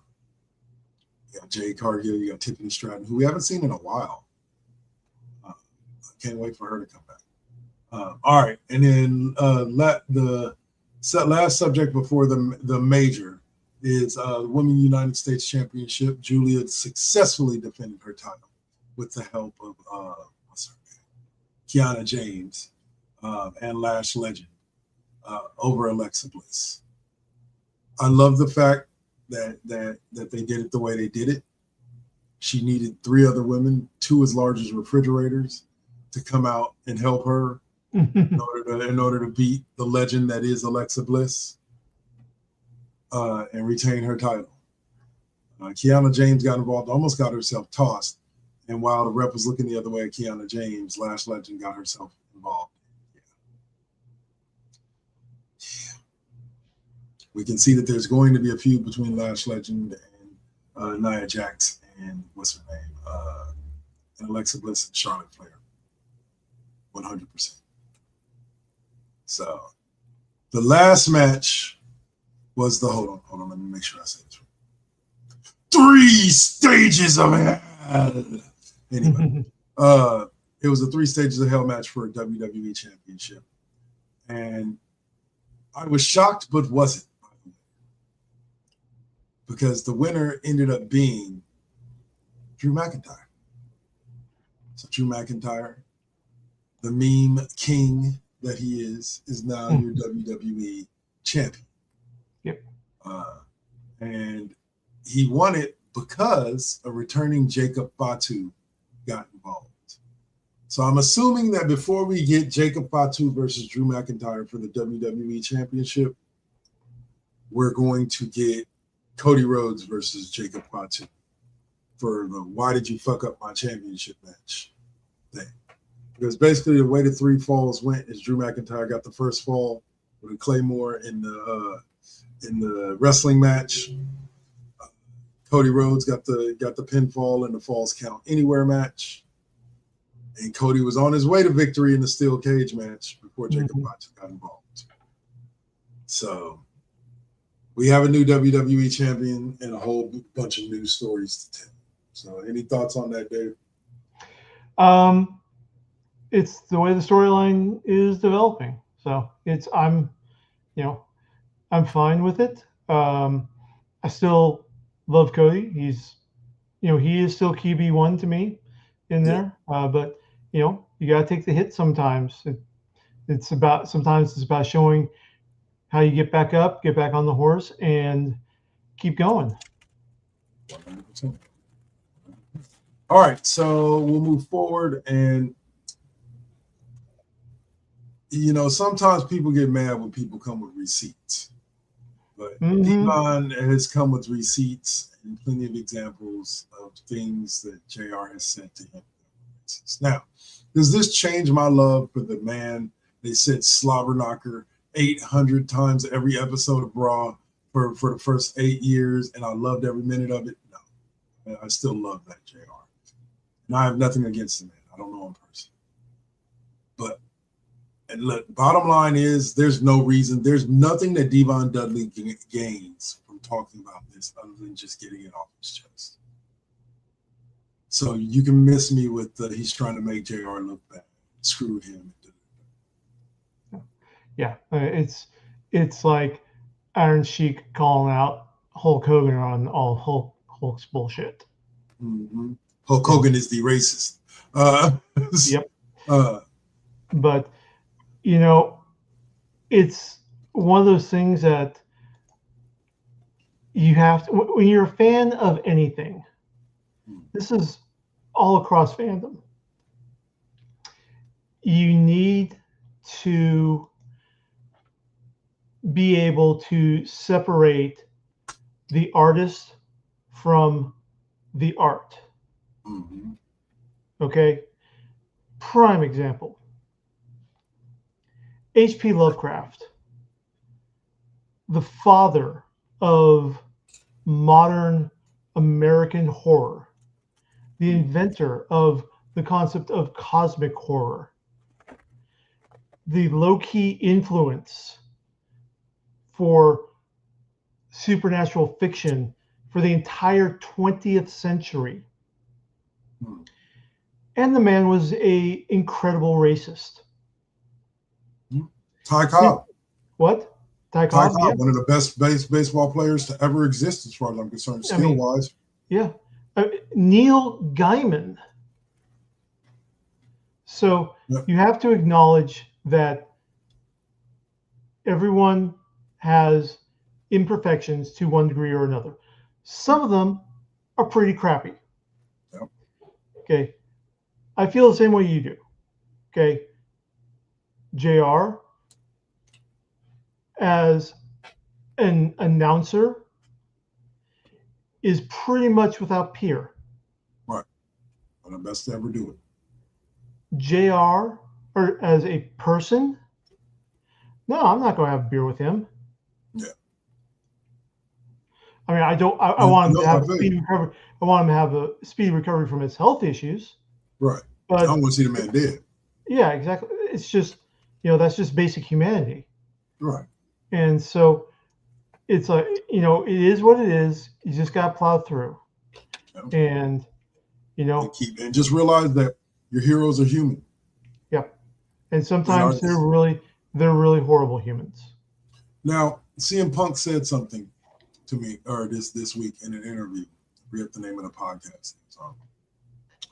But he said something in an interview that really struck me, because I've said it plenty of times about the people who hate Jey Uso. And he's outright said it. He goes, the way that live crowd responds to him, I don't understand how the man gets so much hate. He goes, you get these guys and they go on the internet and they complain, not because Jay's a bad guy, because Jay did anything wrong, but because Jay wasn't booked the way they thought he should be booked. Exactly. The way they fantasy booked him in their head, or that storyline didn't go, and so they bitch and whine about it. And I've said this tons of times. Just like we said earlier about comics fans and Marvel, any fandom. You've got this crew that feels entitled, and they complain when they don't accept things not going the way that they said. And I'm going to say this. This is something that's unique to sports and entertainment fandom. Okay? And this is why I say this.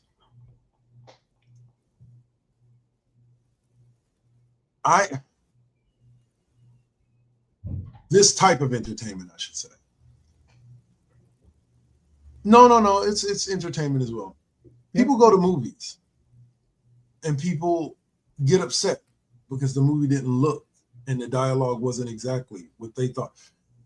At what point do you just go watch a movie and just be happy with the story that you're being told? And then just allow yourself to be engulfed in the story. Like I get on my daughter a little bit about this because she's always trying to create new dialogue and better scenes for whatever she's watching in her head, and she wants to talk about it. And it's like, why can't you just enjoy it for what it is? Yep. Just watch it and enjoy it for what it is. Right. And that's part of that is a lot of people in artistic fandoms are like me and on the autism scale, because I have problems with that also. Yeah. This isn't how it should go. It should go this way, But I'm back to a stage that I refer to as my inner child viewing. Gotcha. Where, like you said, I can watch things like, 5 years old, summer of 1977, Star Wars, that Star Destroyer. And like, what the hell is coming next? Nobody knew. Right. And I let it develop over time. But even then, there were people who just could not handle how things were going. They could not handle Empire Strikes Back being such a downer. Right. They could not, because that wasn't the way that they envisioned Star Wars to go. One of the premier Star Wars fanzines at the time canceled itself. Wow. It said, "This is the way Star Wars is going to go. We want no part of it." Wow. This was like the number 2 fanzine in production related to Star Wars at the time. Right. Yeah. Oh my God. Wow. Like that. Yeah. Like I said, people get crazy. Just watch. Just enjoy. When you're watching a wrestling storyline play out, let it completely play out. After it's done, if you like now that the Bloodline storyline that lasted 4 years is done, if you want to go back and critique it and say this moment could have been done a little bit better, this moment, sure, I'm with you. But in the moment, stop trying to predict where the story is going. Stop trying to predict what's going to happen and just watch and enjoy this, because you kind of disappoint yourself when you grandize and fantasize about what you think is about to happen, and then that doesn't happen.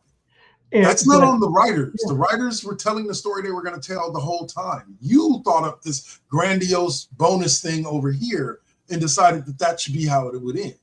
And more importantly, when you are predicting and expecting things to go in a certain way, you are taking yourself out of the joy of the unexpected.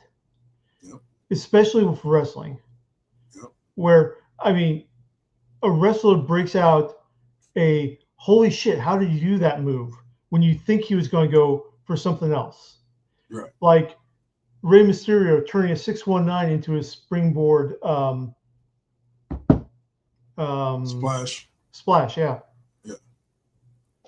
So, just enjoy it. Yeah. Let it go.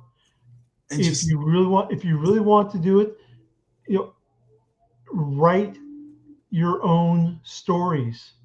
There are plenty of free websites that will allow you to write your stories, so long as you follow copyright rules and regulations. And you know what? Lots of writers got their start that way. I mean, hell, look at Stephanie Myers. Okay, Twilight isn't great, or whoever. No, Stephanie Myers wrote Twilight. The lady who created 50 Shades of Grey, right, and made herself a multimillionaire off of those hot 15 minutes out of what was essentially a fanfic of Twilight, dealing with bondage and domination in there. And so you never know where these things that you think are beneath you are actually your way forward. And very much so. And here's the thing, like, for me, is it's like this. You know how I enjoyed movies like Naked Gun, movies like Surf Ninjas, movies that are ridiculously like just over the top and stupid, is because I just accept them for what they are.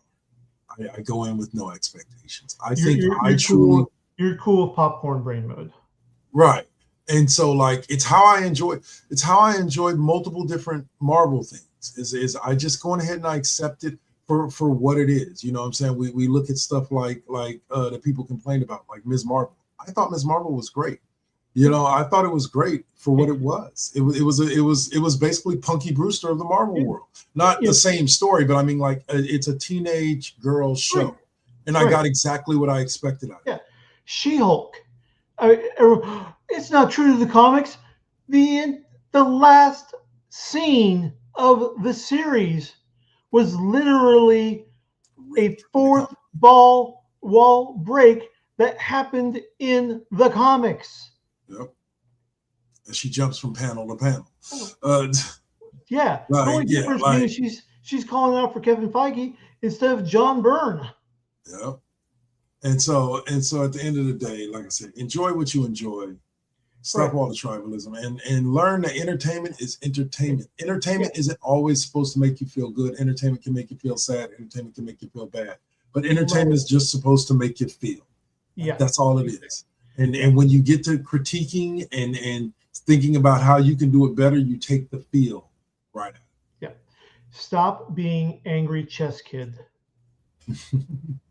Okay, and screaming, stop liking what I don't like. Let people enjoy their joy, have your own joy, and accept that not everything is going to be made for you or your demographic. Okay. And as we close out this wrestling talk, one last Stranger Things reference is I had to tell this to Suave earlier today. I've had this thing for about the past 20 years of my life, almost 50. Where if something is super popular, I'm automatically turned off by it until all the popularity is died down. Yeah. Then I may double back and check it out.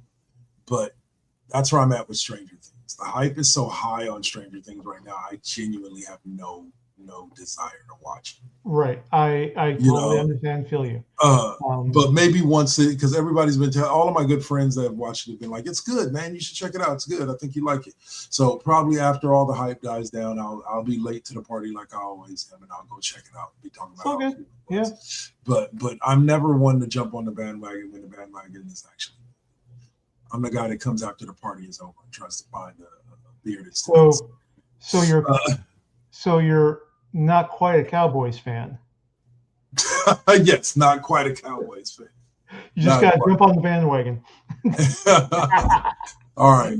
So here we go. Shout out to all the DC fans on my Facebook page that I troll. All right. So let's see. That brings us into Tech Tinker's favorite part of the show and our last segment of our second to last segment of the show.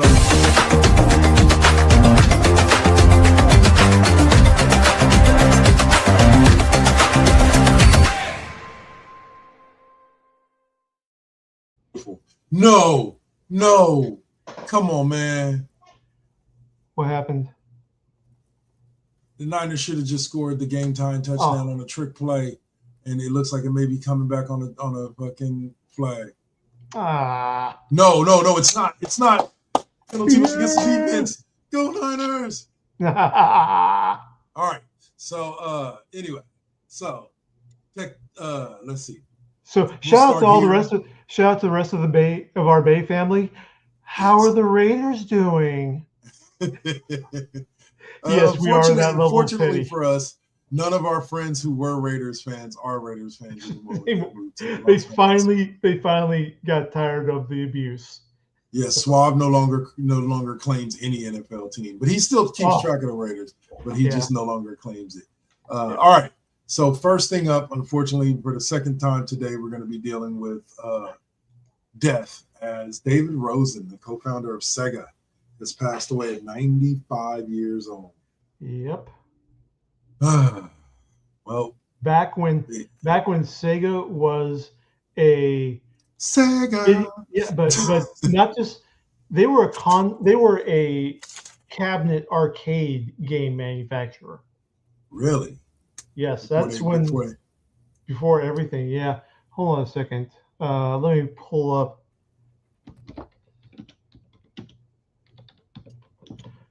Arcade games. Okay. Ba, ba, ba, ba, ba, ba, ba. Okay. Yeah, they went back to like 1962 with the punching bag games and the basketball games. Rifleman. Those kind of arcade games? Yeah, those kind of arcade games. That's insane. 1970 Knight Rider. I know you remember that. Yes, I do. Okay. Let's see. Arcade video games.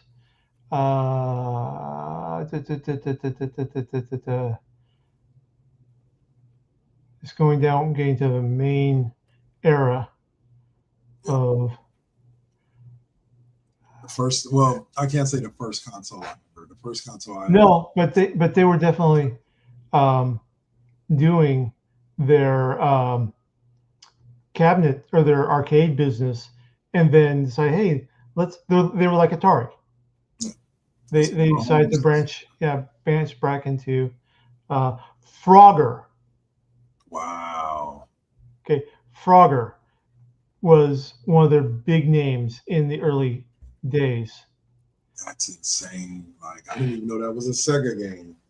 Yeah, it's released by Sega, designed by Gremlin. But they put that all out there. Yeah.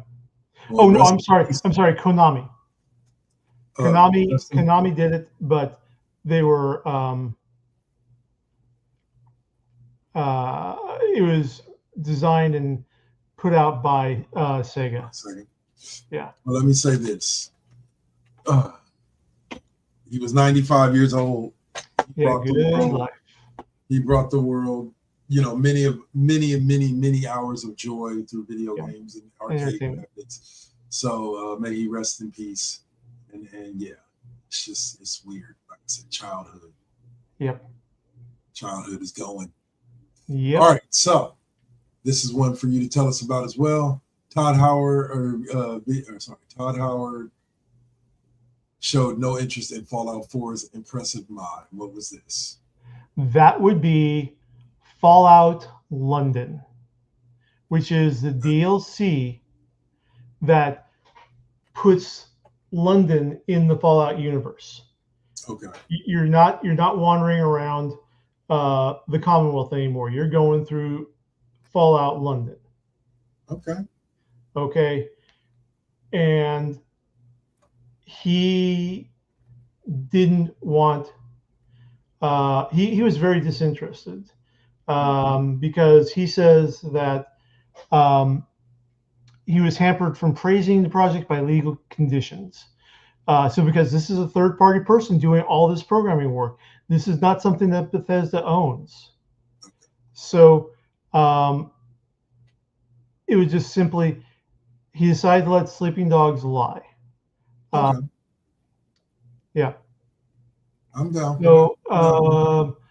So what he said overall was, only the videos I've seen online. I have not played it. Only a little bit. I would say that we look at a lot of the modding that's going on, and when you have those total conversions, I just want to say how hard that is. And so the fact that it came out, first of all, because most of those never come out, and the fact that it came out, it seems a lot of fans love it. I mean, absolutely, is the #1 mod for Fallout. And I think with the advent of mods, I think it's time for developers to get in conjunction with some of these modders and exactly. But then everybody wins. Right. But they're not thinking that way. They're thinking it's like, hey, I can have AI programming do this. I mean, Sony's got we just talked about this last week. Sony has a proprietary AI patent for AI in games to customize the game experience according to what you want it to be. Sure. So And it's it's really bad. And I agree with you completely that a lot of these modders, and some of them do go on to get jobs in the industry, but they take the chances that the big AAA companies and producers can't. Right. They have passion for something, and they are willing to take the risk, take the hit, if that is all for naught. Right. Okay. But just speaking as a Fallout fan, I love the idea of playing somewhere in the Fallout universe that's not the USA. Right. That's not where every not the 50s retro atomic retro USA feel to it, where I was just going playing Fallout 76 last night. I was commenting, it's like, okay, yeah, this is extremely 50s. Okay, we got an ashtray, a standing ashtray in a toilet stall. No shit. Okay, that's extremely 50s vibe. We got ashtrays at every work console. Again, high 50s vibe with that. But I want to see it from. I am probably going to do Fallout London at one point just to see if they do retro versions of the British patriotic World War II era posters and stuff. Like they do have that in Fallout in the background. What I want to see, for real, I want to see a Chinese set Fallout game. Nice. I want to see the other side of the story. Right. And of course, there's going to be propaganda in there. Yeah. And just seeing how comparing the propaganda wars between these two powers, and just being so nebulous that you don't know which side is right. You don't know which side, had, moral authority, if any, in the strikes, in starting things up. And so I think it'd be a fascinating perspective for American gamers to play through, just especially to see how propaganda works. Right. Because that's the one thing consistent in Fallout is just the beautiful satire of the propaganda that you encounter, and it's literally everywhere. Sure. All right. So the next subject up is one that's got to have a lot of people excited, and that is Baldur's Gate 3 just got the Indies' coolest campaign setting thanks to a mod. What would that be? Well, that would be Barovia, the Curse of Strahd campaign. And if you're wondering why I'm not leaping at joy with this, I need to lay down a little geek history about Curse of Strahd. So back in 1980, we had the ultimate Gothic horror module called Ravenloft, where the players get surrounded by a mist and find themselves in a strange land that's basically like Transylvania.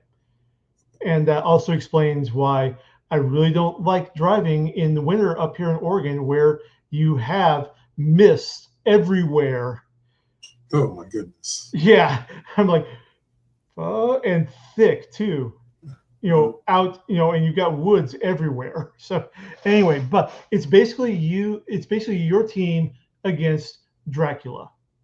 Okay. Dracula is the big bad evil guy. You go through the history of the setup of what happened, what Strahd's curse, what he did to get cursed. Mm-hmm. And you have this well-written, sympathetic villain. It's like you've seen Francis Ford Coppola's Dracula, right? Yes. Yes. So how did you feel when, you know, he goes off, he does all this thing for Christianity. He does all this effort. He sacrifices his life towards this cause. And then he comes back and finds out that the love of his life has killed herself because of a lie spread by a vicious rival. And he turns his back, he rejects God and everything, and that's what gets him his curse. I mean, okay, extreme, but I understand. Right. Strahd is the same way, built that same way. So that module was for first edition, Dungeons and Dragons, Advanced Dungeons and Dragons, which is basically Dungeons and Dragons. Second edition comes along, and they say, hey, you know what? Let's build an entire campaign world like the Forgotten Realms or Greyhawk. We're talking like an entire world that's fleshed out that you can drop your characters into. Something more than Barovia. And they came up with the Ravenloft campaign setting, where Barovia is just one domain among dozens on this demiplane. Okay.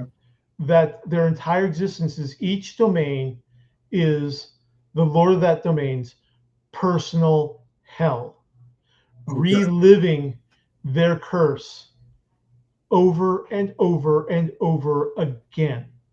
Okay, so Strahd is doomed to have the woman that he loved and who rejected him because he was too old by the time that he came back from the Crusades. And she was in love with his younger brother, and he basically pulled a red wedding on them. Okay. That's what cursed him. Strahd has to deal with this woman, Tatiana, being reincarnated every couple decades. And he has to deal with her. He has his love for her still. She doesn't know who he is. And reliving everything that leads up to why he was cursed. And he's not the only one. Okay, there was one domain, Lamordia, I think it was, that was Frankenstein. Literally, Victor Frankenstein crafts his amalgam monster.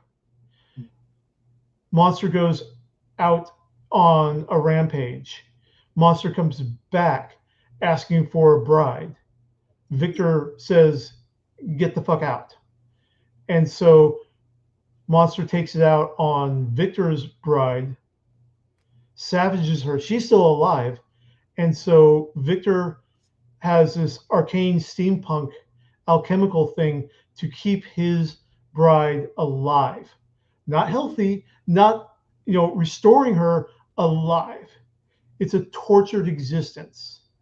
And he's constantly trying to find ways to change her. That's his curse, that he has to keep reliving this failure over and over and over again. Meanwhile, his creation is also in the domain and tormenting Victor with his own existence, a reminder of his own failures, a reminder of, you could have prevented all this simply by granting my request. So yeah, it was fantastic. And this is part of a greater complaint I have with Hasbro over their ownership of D&D and all the IP that came with it. You have Hasbro corporate going on social media, hat in hand, begging that it's so hard to monetize this when they are sitting on 10 fully developed campaign worlds. Yeah. Okay. Settings in there. They own all the rights, free and clear of copyright. They just got to do the work to modify them. Okay. and they just sit on them. Okay, Forgotten Realms gets a lot of love for complicated reasons, but they don't do anything with Greyhawk, which was Gary Gygax's campaign. They don't do anything with Mystara, which was Dave Arneson's, the co-creator's campaign. They don't do, everything else is just hit it and quit it. They'll put out a source book that describes the setting, gives a couple subclasses that are iconic to the setting, and an adventure that takes you from level 1 to, say, level 15. Wow. Okay, that's it. Nothing else. And they're sitting on all this material that fans have been crying out for. Dark Sun, a post-apocalyptic wasteland nightmare, is Fallout for Dungeons and Dragons, magical Fallout for Dungeons and Dragons. You got epic big bad evil guys to fight. You've got a society accustomed to slavery, and you have this huge moral crime of society that you can fight against. You can build an entire campaign out of that, just that idea. Right? Hell, you got cannibal halflings. Who doesn't want that? So, but yeah, they're just sitting on this. Not to mention, they have over 100 fiction novels in their library that they can make films out of, TV shows out of, animated series out of. Just got to find somebody who thinks it's worth it to invest the money and time. Well, but that's the thing. They could do it. Hasbro had the capability of doing it, and they just tossed it away. They bought production studio E1 when they were planning on doing the Hasbro-verse, the multiverse of G.I. Joe, Transformers, Mask, Micronauts, ROM, Visionaries, all these Hasbro identity things, which, okay, just quick poll. Cool idea? Something you want? Kev? Yeah, that would be something I want. Yeah. Yeah, exactly. That's something everyone wants. Yeah. Okay?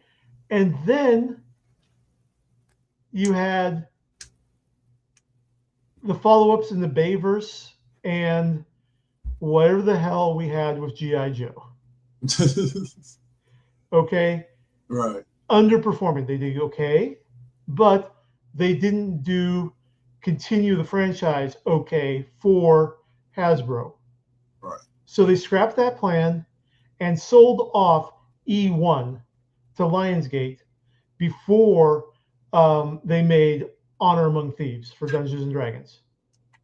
They had a fully functional movie studio good to go. Yeah. Multimedia. They also do animation. So they could have taken care of everything that they wanted They could to do. everything under their own house. But no. Yeah. Okay. Sometimes people don't realize what they got till it's gone. Yeah. Okay. And so, fellow Gen Xers, you probably have a soft spot for Micronauts like I do. Yeah. You remember the toys. You remember the comics. So apparently, Hasbro has a completed 26-episode, one-season Micronauts series hiding in the can, unreleased. And I was excited about that until I saw footage that got leaked. And it doesn't know. Fuck you, Hasbro. That's it. It's like, I don't even know how to describe it, man. It's this ain't the Micronauts, okay? You're using the name, you're using the figures, but this ain't it. I feel you. All right. I couldn't even make it 5 minutes. We'll move forward. We only got a yeah. couple more subjects left here. Baldur's Gate 3 comes up again, and this one is the director U-turns on the use of AI art in Divinity. We decided to refrain from using Gen AI tools during concept art development.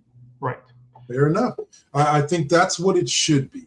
I think it should be by company basis, and you know, let the consumer decide whether or not it's worth it for them to use it. Yeah, using concept art that doesn't appear in the game, I'm cool with. That's fine. But using it for background scenery, character animation, all the other stuff that goes into the game experience that you see, no. That's where we all draw the line.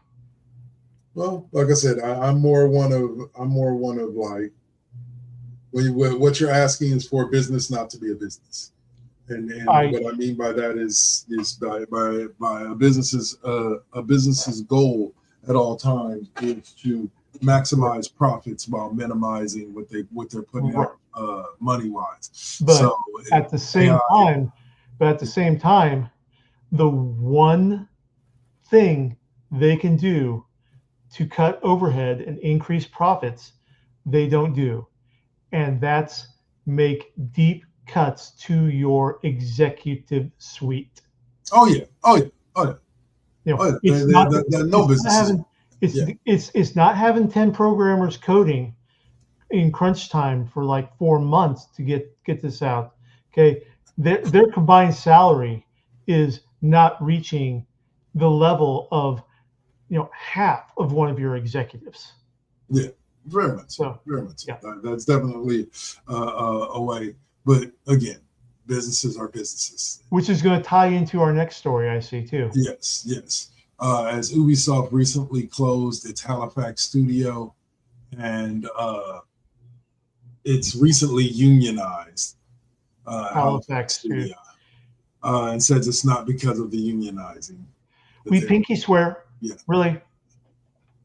It's you know, it's the Jan reaction. Yeah. Like, I don't know, like I'm one of those type of people that I'm just like, well, I think I can say sure, I can give my opinion, but I don't know what's going on with the books I don't know either. So I don't know if this studio was already on the way out even before the unionizing, and this is just the final nail in the coffin, or what. But I can agree that yes, if they're shutting down that, first of all, it's illegal if they're shutting down the studio due to the employees unionizing. It depends. Yeah, it depends on the reason. Yeah. If they, if they can concoct a reasonable doubt that it wasn't because of unionizing. It is what it is. Well, I'll just say we'll never, if they can concoct a reasonable explanation for why they did it outside of that, we'll never know if that had anything to do with it. Yeah, because we have this other reasonable reason for them doing it, and that's the part that sucks. It's just like if there's not a reasonable reason, then it's glaringly obvious why they did it to everybody. You know, that everybody would have a brain. You know, but if there's not a full reason, if there is a solid reason on the opposite side of it, then it kind of clouds that whole thing. Yeah, but Carmel Smythe, I believe, president of the studio union's parent organization, CWA Canada, called the news devastating. We will pursue every legal recourse to ensure that the rights of those workers are respected and not infringed on in any way. We will be looking for Ubisoft to show us that this had nothing to do with the employees joining a union. The workers, their families, the people of Nova Scotia, and all of us who love video games made in Canada deserve nothing less. Amen. Yep. It definitely deserves that, you know. And this is, I'm kind of heartened that this is going to be a Canadian court suit. Yeah. I don't think that there is as much fuckery in the in the Canadian legal system as there is in the American legal system. But again, we'll see. And Yeah. Let's And give my daughter some instruction. Sorry. okay. Ubisoft is saying that the closure was part of its larger cost reduction efforts that's produced years of similar studio shutterings, voluntary career transitions, aka layoffs, and widespread layoffs. Yeah, it's Well, just one of those things that you gotta wonder. yeah. You know, And I think it may have, but I think again, is Ubisoft going to be smart enough to come up with a reason? I'm sure that they've got their reasons. They would. I was going to say that. Here's the thing about it: is I don't think they pull the trigger on doing it if they don't think If they didn't have their legal ducks in a row. Yeah, I agree. Right. You know, so because I'm pretty sure somebody was like, whoa, wait a minute, we got to make sure this doesn't look like it's because of the union. Like, really bad.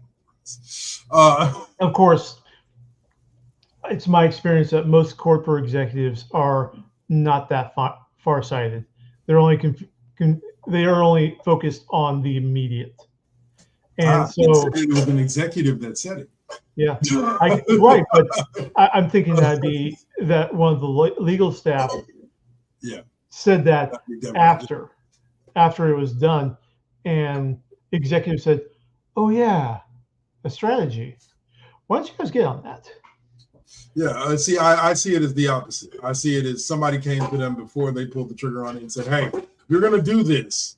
Like that, they just unionized. Like, if you're going to do this, let's make sure we got our ducks in a row, and you don't pull the trigger until we do. But again, you are a rational person. Well, again, we're not talking about the C-suite executives making a decision here. We're talking about like some legal guy that's just foreseeing stuff, and that's their whole job is to foresee that this could cause a problem. Yeah. But like I said, we'll see. We'll see what happens with it. There's going to be an investigation, so I'm pretty sure we'll talk about it at a later date. But that'll wrap it up for us as far as subject matters for the show. We'll go into our final segment of the show, which is all.